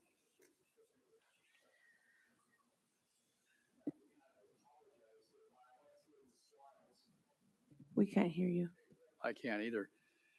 When I went through this presentation several days ago, I was a bit confused. And I come in here and I go, geez, I was stupid. I was expecting to see some data. There were a couple studies that were shown, both for elementary and for middle and high school. And so last month, they had a view of what's going on at the different schools for capacity, et cetera. Why the heck can't we see that today? When will we see that data? Is it available? We saw data 2.5 years ago when a presentation was made to this board, and it looked pretty bad. I hope this data isn't any better. It's probably worse. And that's maybe why they didn't show it. But maybe you should publish what they found last month. We're on the same page.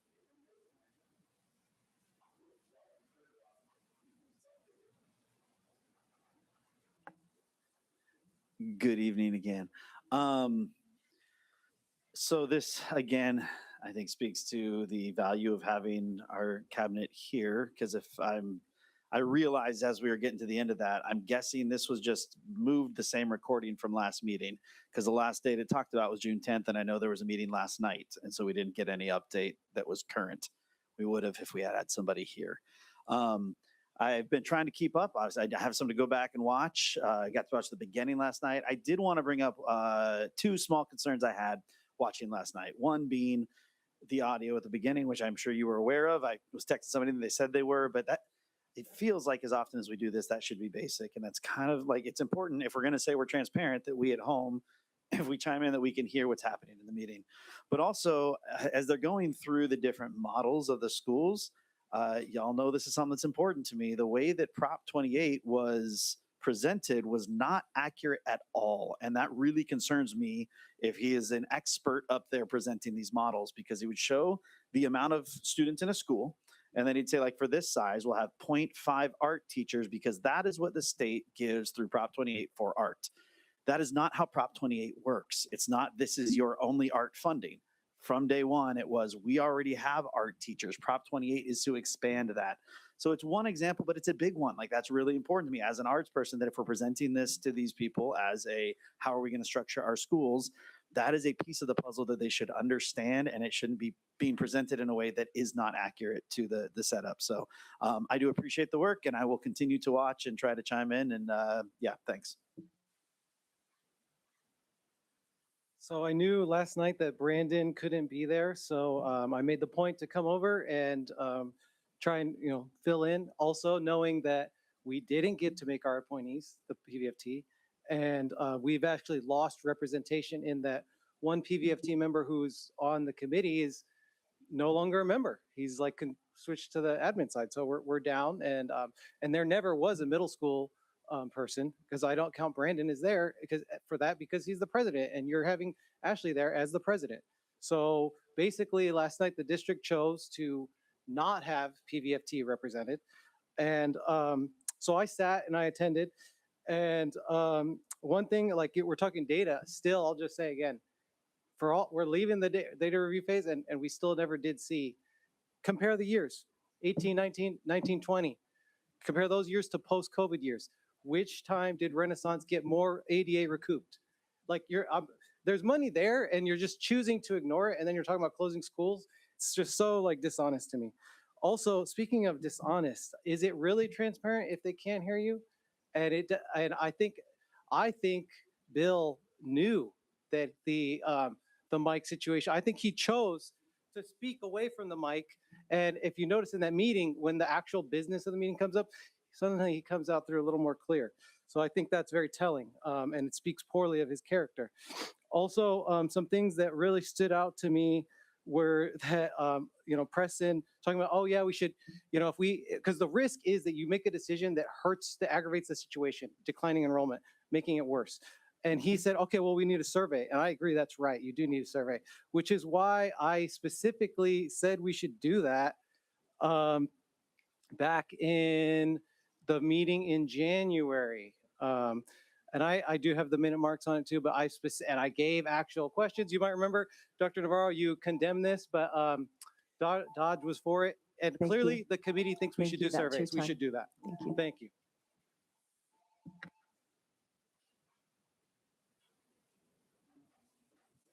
Are there any board comments on this item? Trustee Medina? Yeah, I think we need to address the elephant in the room. There were 2 articles that were released on somebody who is facilitating this group.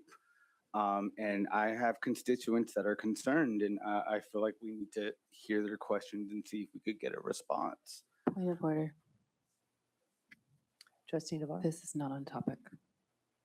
The overseer of the bond and any perceived articles that have come out about him, that's not what we're talking about. Are we talking, you're not talking about the bond, you're talking. No, he's talking about the bond facilitator that we hired and the recent articles that came out in the newspaper. That's off topic. Trustee Turley, are they facilitating the SSA meeting? Right, and that's what you're talking about, Yeah, right? so you could go ahead and rule on, I don't know what she's saying. Yeah. Cool. Is it cool if I have my If your time? question relates to the the sustainable schools, Yeah, then. it relates to yeah, sustainable schools. Did Okay. you, And Go on then. did you hear his comment, Trustee Turley? His question? Maybe you can repeat it, Trustee Medina. I'll repeat the full question. So, Dr. Contreras, did you or the business department perform standard checks, SEC license verification, or litigation searches on CSI LLC, Terry Bradley, and Bill McGuire before executing the contract on June 19th? And if yes, where is that documentation? And if no, why did the district fail to perform basic due diligence on a $200,000 contract? And is there additional funding because now they're facilitating the SSA group? So point of order, we are discussing a sustainable school advisory update. It has nothing to do with Bill McGuire. But he's the person who's facilitating this.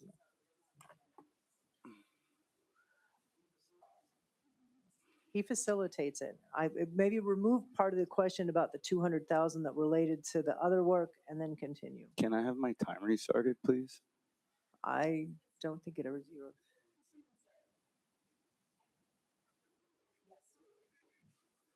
Can I have assurances that I'm not going to be stopped by a point of order?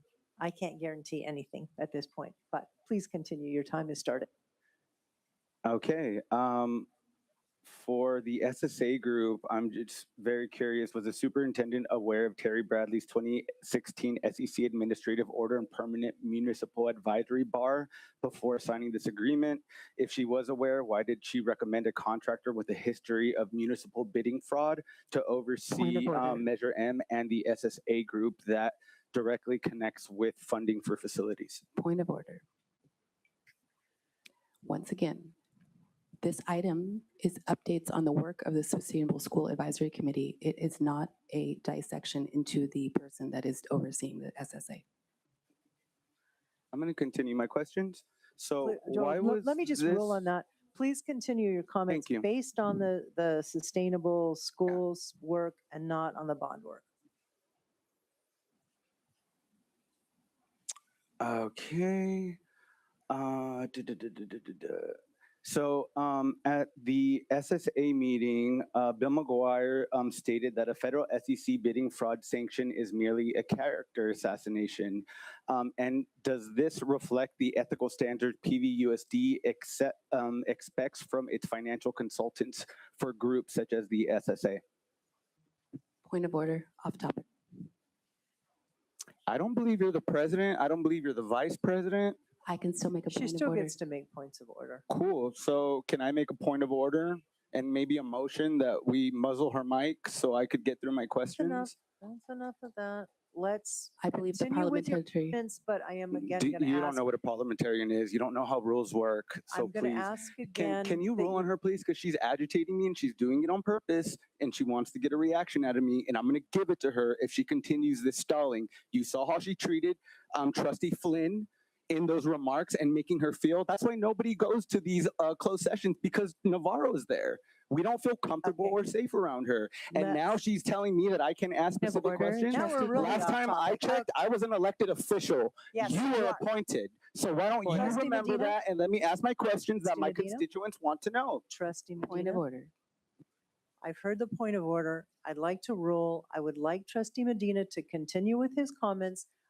We should probably back his time up a little bit, but I'm going to remind you again, please keep the comments focused on sustainable schools. No, I had a new point of order about how he's addressing me. I don't like the mansplaining, and I am not feeling safe as a woman on this board. This is misogynistic. Thank you. Are you going to have me arrested like you did the 22-year-old? Is that what you're going to do? Trustee Because you're Medina? really Trustee good Medina, at okay. putting brown people locked up, right, Misty? That's We're what you like? recessing for 5 minutes. Thank you.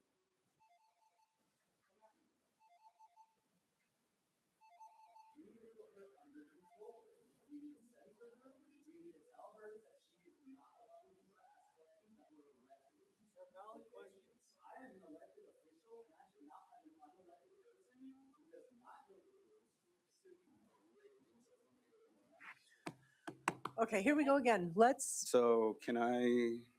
let's call us back to order first. Our recess has ended. We are back in session. We're picking up where we left off, which was Trustee Medina is finishing up his comments on 10 point. I think I got my comment, the questions that I wanted, they weren't answered or responded to. Clearly, there's some sort of shield that's being put up from not responding to these questions. So I'm gonna let the public go ahead and look at this video and let them know what's going on. And I hope that they could rely on the local, the Santa Cruz locale article and really understand why we need to vet these people more, because I feel extremely uncomfortable with somebody who is gone into court, had a violation against them. It just doesn't feel right, and at the excess of $200,000 per hour. So those are my comments, and I don't need any comment back to that. Oh, not hours, sorry, 200,000 for a year. I guess I do have one question. Is that contract going to be coming back, or are we allowing it to expire? That was a handful of questions. If you'd like to answer them. I'll just can't keep it to answer the them, go last ahead. one. Do we plan on letting the contract expire, or do we plan on renewing? The contract ends June 30th. Bill McGuire did respond yesterday at the SSA meeting to, okay, I believe there was a presentation, a slide deck that he also gave, so you could read the slide deck. I don't want to speak for Bill on what he explained. I will say that he was vetted. He's guilty of nothing. Terry Bradley has passed away and was not a part of that contract. He may be named on their consultant LLC or whatever that is, but that he was never part of doing the work with us. I can't remember all of your pieces. Oh, he is not, his contract does not include the sustainable schools. He's volunteering his time to us because of his expertise in having had experience with school closure before. And we have, gone through a process in the hiring. His contract expires June 30th, and it'll be a discussion on if we bring that contract back. Yeah, I just hope we don't bring it back. Thank you for that. And I just hope that we vet people more, because I think this is the type of trust the community's talking about putting up a bond and being like, yo, you're just hiring people left and right who are your good buddies, who's worked before, who's trained our own CBO, because I found out that Bill McGuire actually performs trainings on school budgets, which I thought was really interesting. So just these massive amount of connections that are happening while we have very capable people here in the district. So that was it. So Thank you. Bill McGuire does statewide trainings for through CASBO. It's called CASBO, yeah, for many CBOs, not just one CBO. It's just an interesting. I didn't know if he got trained by Gerardo or vice versa. So He's not my buddy. I didn't know him prior to this, and who recommended him? Can you let her finish I actually am answer? not quite. I actually don't remember that. So they just put this in front of you? Please let her finish her His response. recommendation was probably through Terry Ryland's group. Terry Ryland was helped with us when I came on board. We did not have a CBO. Jenny M was the interim CBO. Was not sure she wanted to be the CBO. Terry Ryland, who has a business, who kind of works in the interim for people who don't have CBOs. She was brought in to help bridge that gap for us while we did not have a CBO. And I think it was actually Terry Ryland who recommended Bill McGuire. The same one that had a violation, right? An SEC violation? Terry Ryland? No, Terry Ryland is a different Oh, person. I'm sorry. I'm thinking Terry Bradley. That's the associate of Bill McGuire, who's now deceased. Even though he stated on our contract, correct, for the CSI LLC, Terry? Terry Bradley? Yeah, because it's CSI, yeah. Because he's deceased, why didn't that come back to us to remodify it? I'm not sure. Interesting. I'd like to Interesante. move on. Any other trustees have comments on 10.3? Okay, then moving on to 10.4, board implementation timeline and next steps to establish goals and guardrails. Do you have anything you'd like to say on this, Trustee Flynn? Just that I am aware that Dr. Contreras has been working really closely and hard with our coaches, with Greg. And my understanding is you've made some really great headway. And I'm really excited to, okay, I don't know if any of that came through. It's just so loud. My understanding is you've made a lot of headway with Greg on the goals and guardrails, and I'm looking forward to seeing them, making sure that we, the board, got it right and we're able to communicate it well to you, so that we can bring it back to community to make sure that we're on the right tracks. As I finish my last few months, this is my main focus, and trying to champion this work that we committed to doing about a year ago. And yeah, that's kind of it for me from now. Thank you. Are there any public speaker cards on this item, 10.4?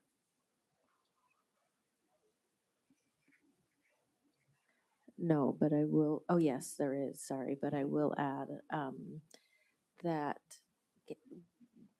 we would like, I think you're almost ready to present, and maybe is it next board meeting? Yeah, one thing I would like to suggest is I think it would be beneficial to the board if maybe we looked at doing a full day retreat. I talked to Greg about that as we've been working on this to solidify the goals and guardrails and make sure I have everything right. And we've gotten down to the interims and actually even setting metrics. But I think it might be time to have like just time and space, make it a nice day for us. And so if we could get some dates for that, Greg sent me dates in July. We were thinking mid-July. So I'll probably be reaching out to all of you for that.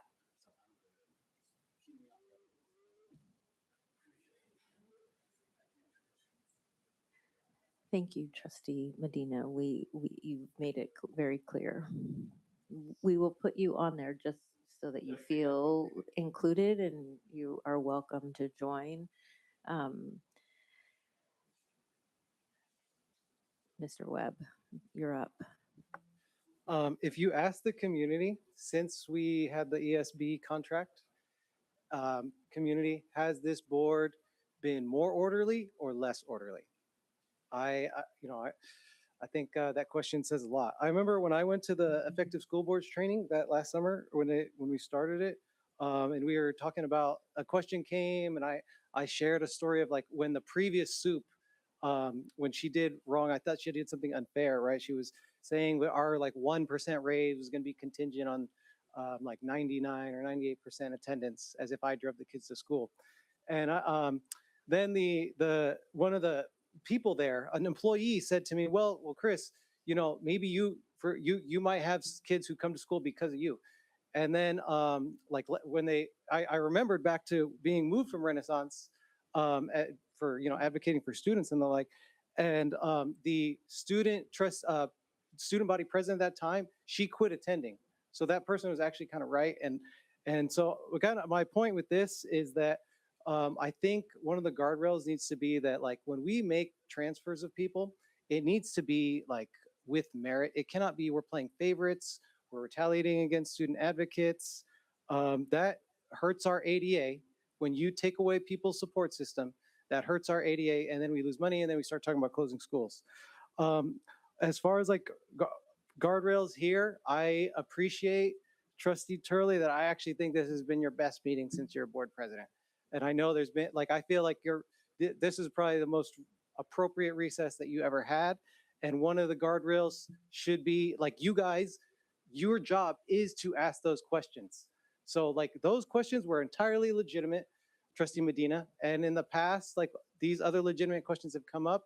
In the past, Shirley, Board President Shirley, you've blocked those. That was wrong then, just like it was wrong now when Dr. Navarro was trying to block a legitimate question. Like, and again, if we want to pass things, we, like, you guys are trustees. So we have to put our trust in you and you have to protect us. You have to be that guardrail. Also, I just want to say, like, with the requirement point about consistency and integrity, like our value should be, we need to be spending our money on our students, and we can't be like squirreling away money for later and claiming false, basically pretending fiscal issues beyond what is really there, especially when we're ignoring revenue generating things. And to that point, Are we on topic? I'm going to remind you, the topic is the board's implementation timeline and next steps. I think one of your next steps should be a plan to boost enrollment. Make that part of the SSA. Thank you.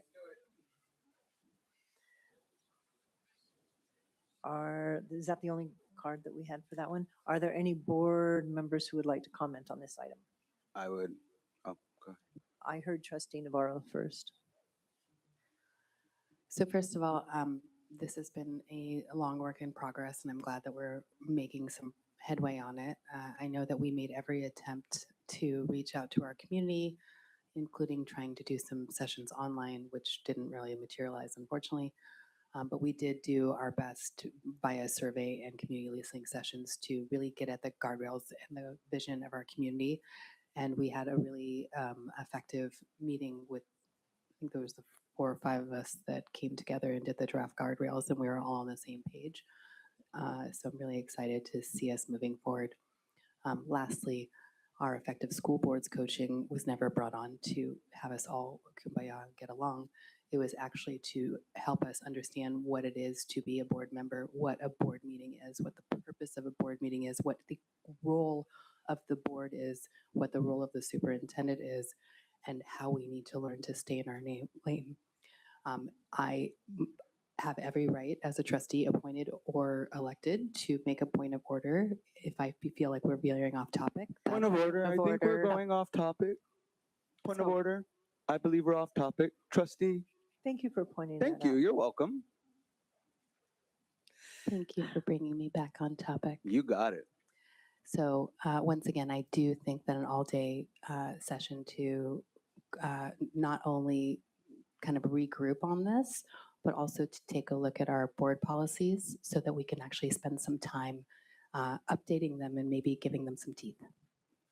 I don't know at that meeting that Superintendent Contreras is talking about, that would be part of what we're doing. I think that one day that she's talking about is we look at what she came up with as far as what we had said we wanted as far as goals and guardrails, and we'll get into the incremental steps. Then I guess my request would be for a second day. Understood. Anybody else have any comments on this item? Yeah, no, I just want to share that, I chatted with Greg. I remember our first meeting, and I told him one of my favorite quotes, which was, when people show you who they are, believe them. And that has not left me. So I just wanted to share that because I think it's a really good introspective quote that we should really think about and analyze. That was it. Thank Point you. of order. As we're setting goals, Point of we should be order. thinking about that. Then we're back on topic. Okay, anybody else have a comment? No, we're good? Okay. Well, that's the end of our 10 items, which is report and discussion. That moves us on to consent. And I would like to point out that we have already decided to remove approval of May 20th minutes, approve expanded learning and CKC agreement, approve the Watsonville Police Department resource officer, approve the Santa Cruz County Sheriff Office school resource officer. Everything else, unless anybody can point out anything I've missed, is currently on what we should be approving as far as consent. Do we have any public speaker cards on this?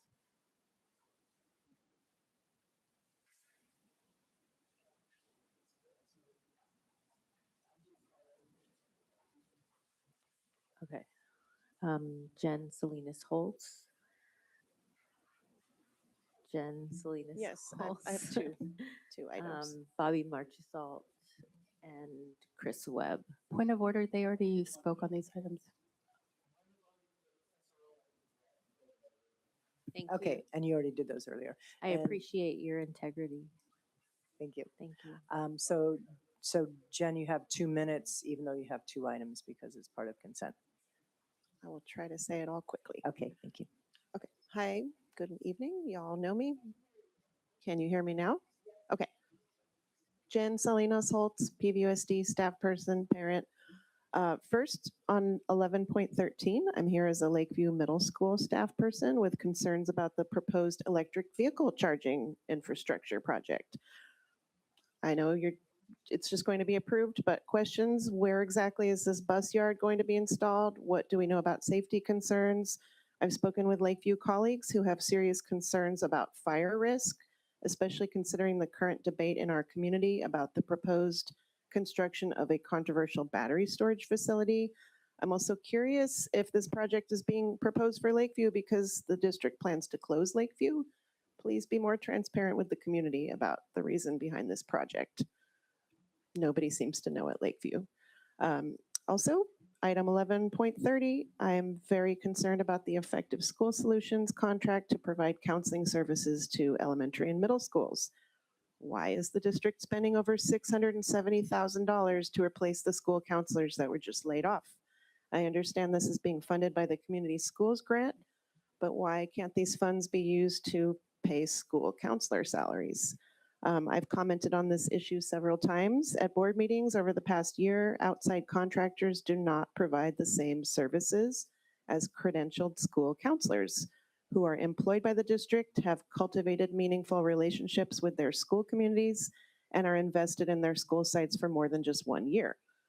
As some of you know, I just graduated last month with a Master of Social Work degree and a PPS credential to be a school counselor. I'm pretty disappointed that our school counselor program has been gutted. I just accepted a great job in a different school district in Monterey County, but I would rather stay here in PVUSD, my own community. Please bring back school counselors instead of paying for inferior services from outside contractors. That's what's best for students. Thank you. Thank you. Are there any board comments on this, on consent, or would somebody like to make a motion? What, oh, to pull items, we could, is that what you're asking? You could make a motion to pull additional items besides the 4 that we already did. That way we could defer them over, correct? Okay. I want to pull item 11.13. If you could read the item too, Oh, because there are some yes. discrepancies on some different places where this is listed. Okay, I'm gonna start from the beginning and just run through the ones that I want to pull. Okay. Let's see. Not 11.6, 11.8, 11.14. Career ladder. No, it's not it. CIF. Approve the extended funding.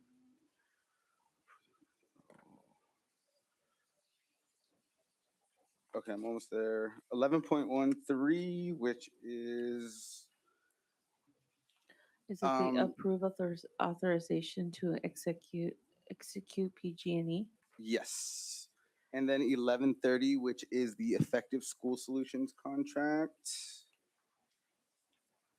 And there was one for Elliot. 11.30, approve effective school solutions contract supplement support grant funded. And then an Eliad one. I think there's several Eliad. So I'll just do approve Eliad group statement of objectives for PVUSD educational options. So that's 1129. I think there's another one with Eliad, which is Is it 11:30? Is it 11:30? No, I think there's another one. Oh my God, this thing is all messed up. If anybody wants to add anything else, go. I have 1129 as, 1119. Yeah, approved contract with Elliott Group for PVUSC. okay, so it was 1119, not 1129? There's several of them. Can I just pull all of the Elliott ones? I know I need to give you the numbers. So 1119, 1127,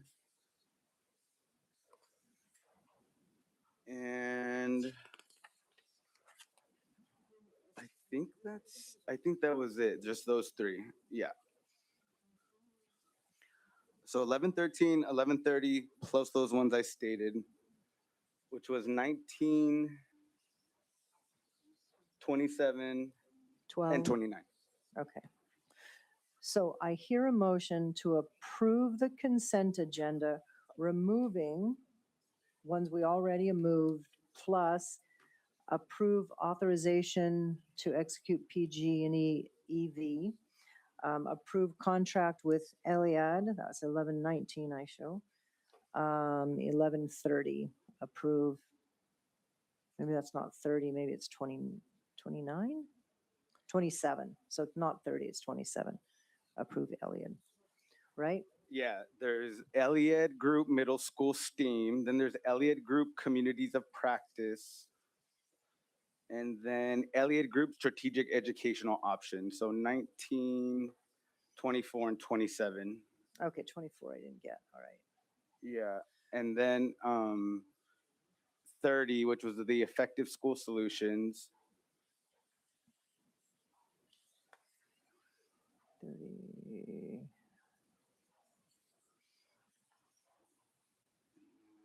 Okay. We may have to make a motion to extend our time if we don't get through this in a couple of minutes. And 13, yeah.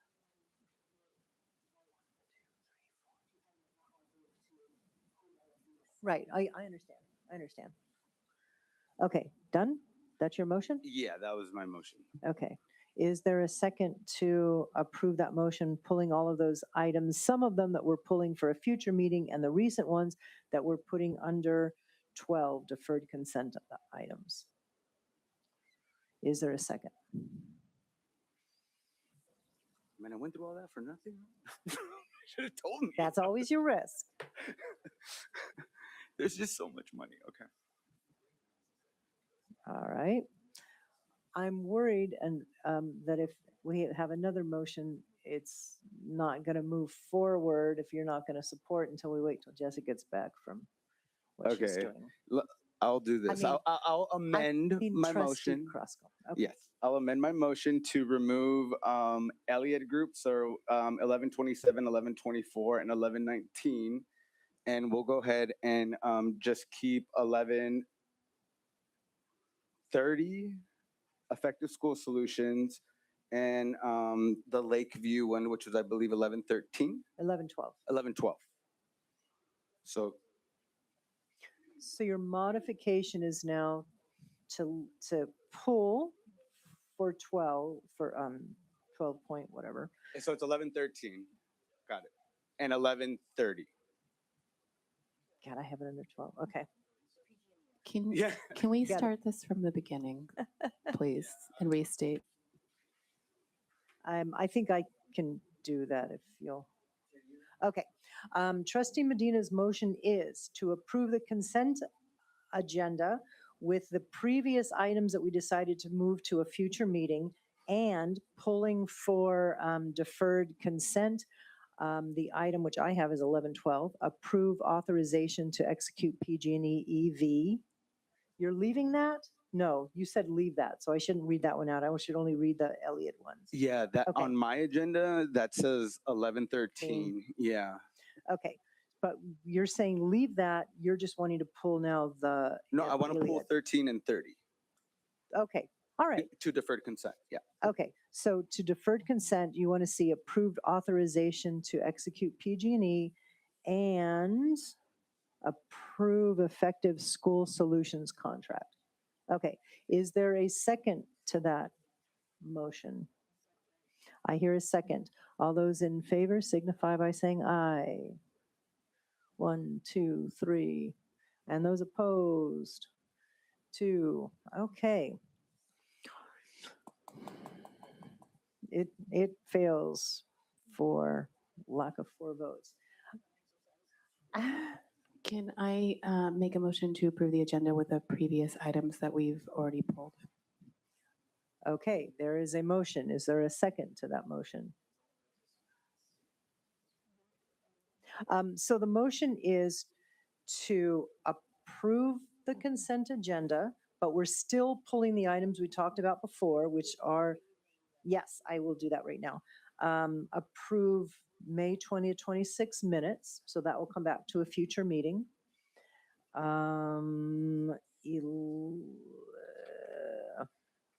Let's see, it's the circles.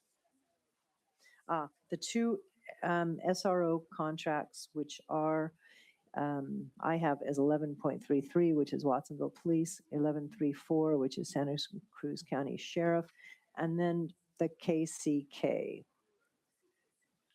CKC. So that would go to a future meeting. So that's the motion, which Trustee Navarro made, and I'll second.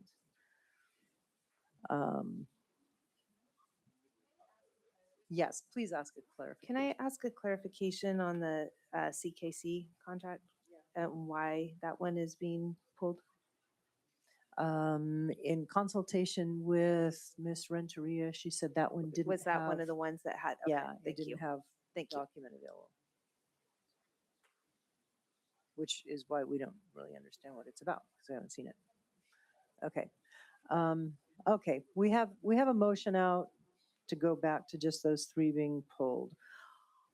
All those in favor signify by saying aye. Yeah, I seconded it. Okay, so it looks like that's now a 2-3. All right, anybody want to come up with a compromise? How are we going to get there? I'll make a compromise. Okay, I just want to pull 11:30 effective school solutions, and I would like in a future meeting to have a safety assessment on the bus fleet that is going to be at Lakeview to inform them. Is that okay? Or yeah, go ahead. I just want to make a comment on 1113 and the PG&E. So one that is a grant. If we're going to comment, I think we need to pull it. We need to pull it. Yeah. No, Brown Act. Not a Brown Act, because I'm not discussing. but it's I'm not- talking about your motion, because your Okay, motion was go to ahead. discuss it at a later time. Yeah. And that's what I want to caution about, is that there's a grant there and there's a deadline. So So let's have a deeper conversation. So I'll pull 11:13 and 11:30. Oh, so I motion to just pull items 11:13 and 11:30 to the deferred consent item for discussion with the other, I don't need to say That's the other fine. ones. I'll second. Let's get on with this. okay. There's a first and a second. We're moving the items we already talked about at the beginning of this meeting. And right now we're moving into deferred 2 items, which are the PG&E EV thing and effective School solutions. school solutions. Okay, there's a motion and a second. All those in favor signify by saying aye. Aye. Okay, we're at 5002. All right. So Okay, cool. consent is approved. Now we're going to 12, which is deferred consent. And the first one would be, I have it as 1112, you have 1113. Approve authorization to execute PG&E EV fleet program agreement for the Lakeview Middle School EV bus yard. Yeah, I guess my question would be, hearing from the comment that a few of, the staff at Lakeview kind of don't know the plan. Is there any future meeting where we plan on going and letting them know? Because, and I think they raised a good point about the lithium battery that's going on right now. And it has a lot of people on edge. I mean, so if you could just speak to when we're going to get a public safety plan for Lakeview, I think that would be great. Yeah, so this is a grant through PG&E. It expires quickly. Our current transportation yard does not belong to us. That's rented land. And so the feeling from our CBO and his team and others who evaluate this, because we work with outside agencies as well to evaluate things like safety, location, all of those things. The feeling was not to put this on property that doesn't belong to us. The next was to assess where would be a good place for these chargers. They're for our electric buses, and it's a free grant. The buses would charge overnight, so it doesn't interfere with traffic patterns or anything like that at Lakeview, and there isn't the anticipation to close Lakeview. So this has nothing to do with whether this closes the school or not closes the school. That's still our property, and we see no interference with the school day, or anything like that. It's just a viable place because it's close to our current transportation yard where we do store our buses. The buses will still be there. It makes for a good location to have the buses charged overnight and then back to the bus yard in the morning. So that's what it is. It's no cost to the district, and it's a good opportunity for us. We did consider other locations. One of them that came up was like Renaissance, but the problem is it's too far away. And then that uses up a lot of the charge, just getting, back and forth to different places. So then some of the other properties that were looked at just don't have the size to be able to put that there. So that is why I agree a communication plan would need to be in place about what's happening and why. And a safety plan. Yeah, so PG&E is granting us this money in order to put this on. Yes. Oh my gosh. Okay. That kind of scares me because when you are not paying for a service or a product, you are that service or that product. So, just be wary of that. And then also, would this just be restricted to PVUSD, or are these charging stations also going to be available to the community? And is it going to generate revenue for the district? These are bus charging. Oh, just strictly buses. Got it. Okay. Those are my questions. Trustee Flynn? I would be concerned if it was available to the community. I do not want strange people just coming Well, up and charging, like making electric charging stations available to the community is a gift of public funds. And so that has actually been told we can't do that. We'd have to charge if we did that. But anyway, these are just for buses. I mean, who owns Teslas?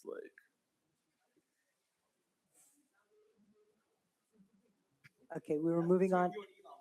We were moving on to Trustee Flynn's comments. Trustee Crosco, Trustee Navarro. No, I just wanted to mention that we actually did have a whole presentation on this a few meetings ago. So if anybody wants to go back and look at that, perhaps some of the questions could be answered. I wish Meredith or Marilyn was here to give us the spiel. She would tell us what's what. Okay, I think we've discussed that pretty well. Would anybody like to make a motion to approve moving forward with the inclusion of a information plan for the people who work at that site and a safety plan? I'll make a motion. Communication. Okay, I hear a motion to approve. Is there a second? I'll second. All those in favor signify by saying aye. I count to 4. All those opposed? All those abstaining? I will abstain. Okay, so that is 4 in favor, 1 abstention, 2 absent. All right, then I believe, how much time? Can we do this in 7 minutes? Okay, the next item is approve effective school solutions contract, supplemental support, grant funds. Okay. Trustee Flynn? Thank you. So I did go over this previously, so I feel very well versed, but do want to make sure that some questions that have come up in the meantime get answered, and some that came up on our call a couple weeks ago. So one of the things that I'm hearing is that they do not do what school counselors do, and that's my understanding, but that's not what they are, Correct. Okay. Correct. Okay. And so a question we heard earlier is why can't the grant be used for school counselors? So what the effective school solutions is for pulling small groups of students to work with the small groups of students on targeted skills. And what this is right here is the schools that are listed have decided with their school site, like school site councils, probably most likely, or parent groups, that this is some augmented services that they would like to use in addition to what's being provided through district funding to support the needs of their school site. So they've allocated or requesting to allocate community school funding for these services. What we do to meet board policy is we ask schools when they're engaging in contracts to fill out like a Google spreadsheet, like who's using these different consultant services so that we know if we need to take it to the board for approval, because one site might have 10,000, another might have 20, because in total it adds up as you see here. These are tier 2 services. The effective school solutions is augmentation of, like I said, district services. The school counselors that we have are academic school counselors. This is adding mental supports, small group coaching supports, tier 2 services for our students. Thank you. So how is there grant funding to so tier 2 services and not the academic counselors, but the mental health counselors? Yeah. How can we use grant funding to get This is back grant on? funding. No, I know, but they don't replace the work that the mental health Of what we've counselors had for do. mental health clinicians. Yes. So we have always used supplemental services like this. We've always contracted with PVPSA, County Behavioral Health, Effective School Solutions, Encompass, Salud para la Gente.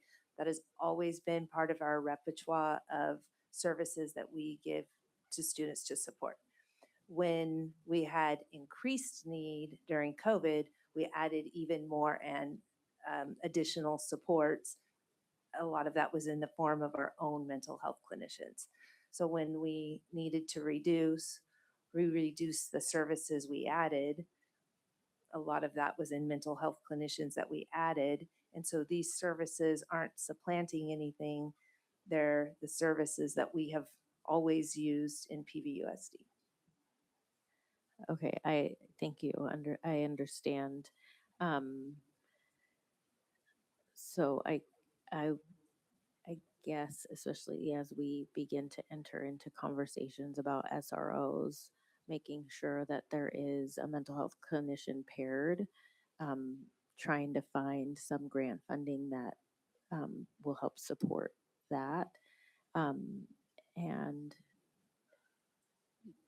moving towards trying to find grant funding to support dedicated mental health clinician Yeah, for our sites. Yeah, we could look towards those different kinds of grants that are available. This is community schools funding that the schools themselves identified as the source, and community schools is a form of a grant. Yeah. And I want to be clear, I understand that it's not to replace that. That is irreplaceable, and I would like to move towards finding something. The question that I posed to some people on the call is, what if we didn't have this at all?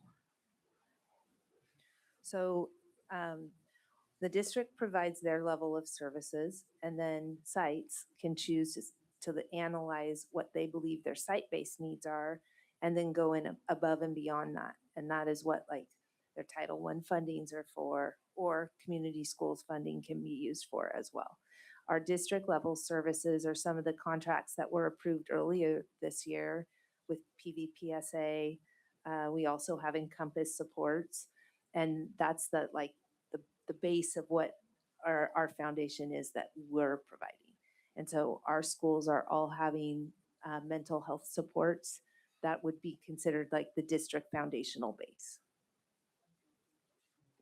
I have a fear we're not going to finish by 10:30. Would somebody humor me by making a motion to extend to 11? I'd like to make a motion to extend the meeting to 5 a.m.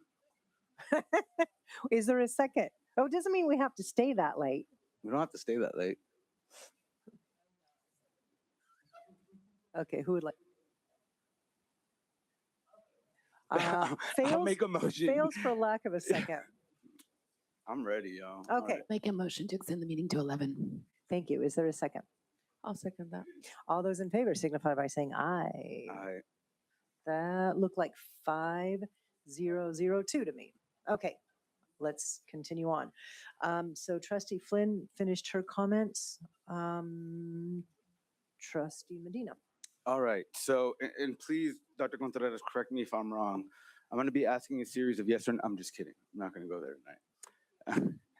So from my understanding, this vendor is authorized to bill our students' families' health insurance and Medi-Cal. The contract contemplates copays and deductibles, patient responsibility that could land on parents. We could be cutting our own clinician. We would be cutting our own clinicians, renting out state ones, and then billing our farm worker families' insurance for the privilege. So if we have $670,000 for student mental health, it should build a stable district employment team that knows our kids and never sends a family a bill. So the contract authorizes ESS to bill students commercial or private insurance and Medi-Cal. So what exactly are parents told and when before their insurance is billed for services provided at school? So one of the things that has been a recent addition across the state is medical billing for mental health services through different companies like this, and then also through our own provisions. So even our counselors can engage in medical billing. And so what they do is they can get insurance information from families that do have insurance, and then they're trained to bill that to the insurances. That's happening up and down the state, and then that money can be recuperated. And like you said, it can be used to employ people in the same industry. Okay. So it's called SIB High. We have been doing some medical billing. It's a very complex process, and we haven't gotten super adept at it. No one really has. We were actually part of the very first pilot program in the state with this. And so we're working and we're learning through it. This company does do it. They are more adept at this because that's their area of expertise. That's what they do. Where is this company located at? I'm not sure where ESS is. New Jersey. I just Googled that.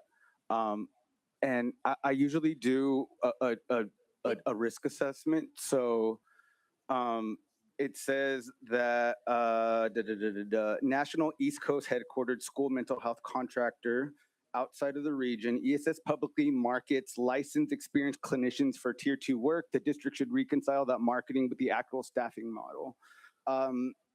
And I got a moderate to high risk score because of a large dollar amount out of region and supplanting concerns from other districts utilizing this company. So under the patient responsibility language, can a PVUSD family be left owing a copay or deductible for these services that are delivered on campus? So would a student who uses ESS, is there a potential likelihood that their parents could get a bill in the mail for this? That would depend on their level of insurance. Can I make a quick comment on that? No, thank you. But I think in this type of service, the particular service that these schools are looking to implement, that's not the type of service that this particular model with ESS is looking to implement. Okay. And then the provider entity is a licensed clinical social worker. So will every staff member ESS actually places in front of a student be fully licensed, or will some be associates, interns, or supervised trainees? They employ all levels, again, depending on the model that the school is wanting to implement at their school site. Oh. And depending on the need that they're seeing at their school site and what they want to bring into their school site.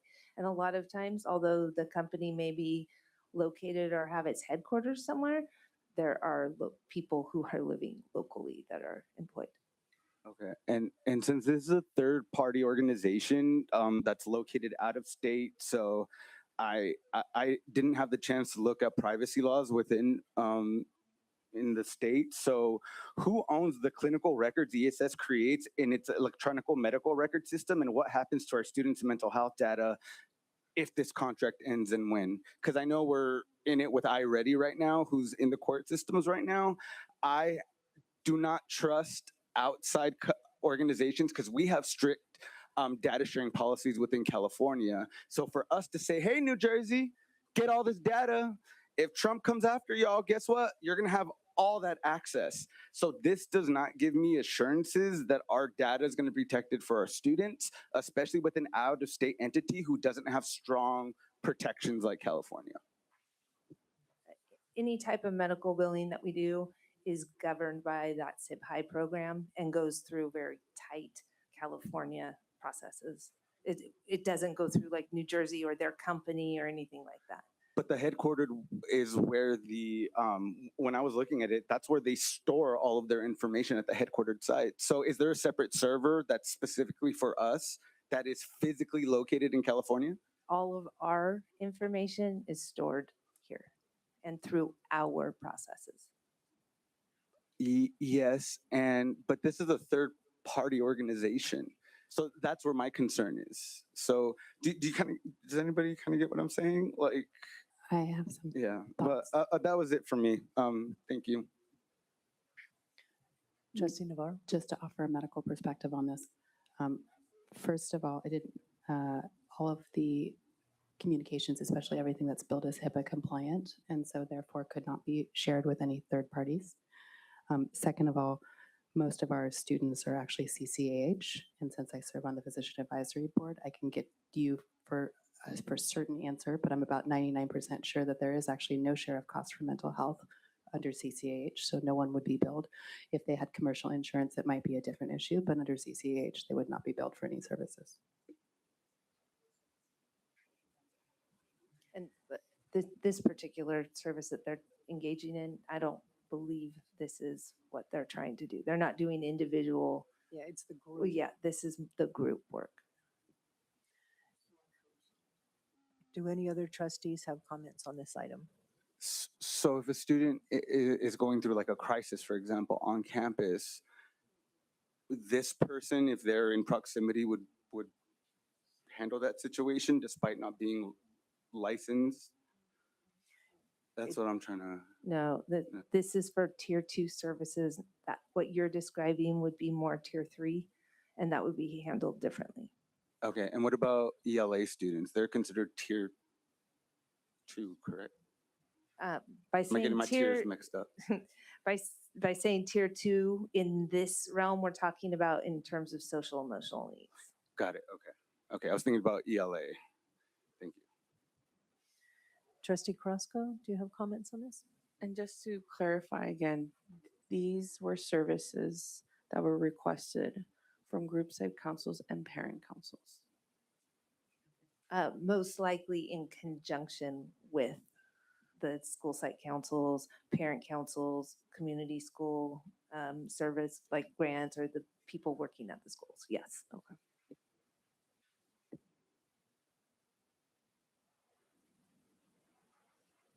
Can we move to call the question? Yeah. Trustee Flynn, did you have anything on this? No. Okay. I'd like to make a motion to approve this. Is there a second? I'll second. All those in favor signify by saying aye. Ms. Renteria, would you do a roll call for us, please?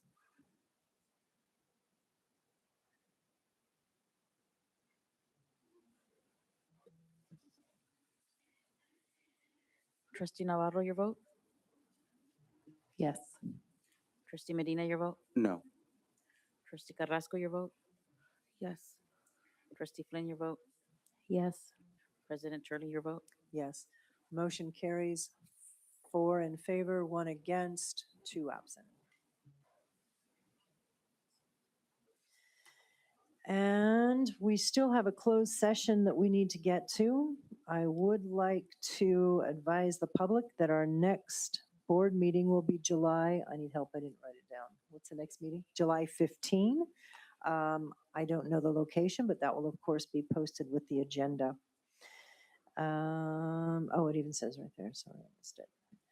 We are going to adjourn the open session at 10:38, and we will go into closed session for the items we couldn't address earlier. Thank you.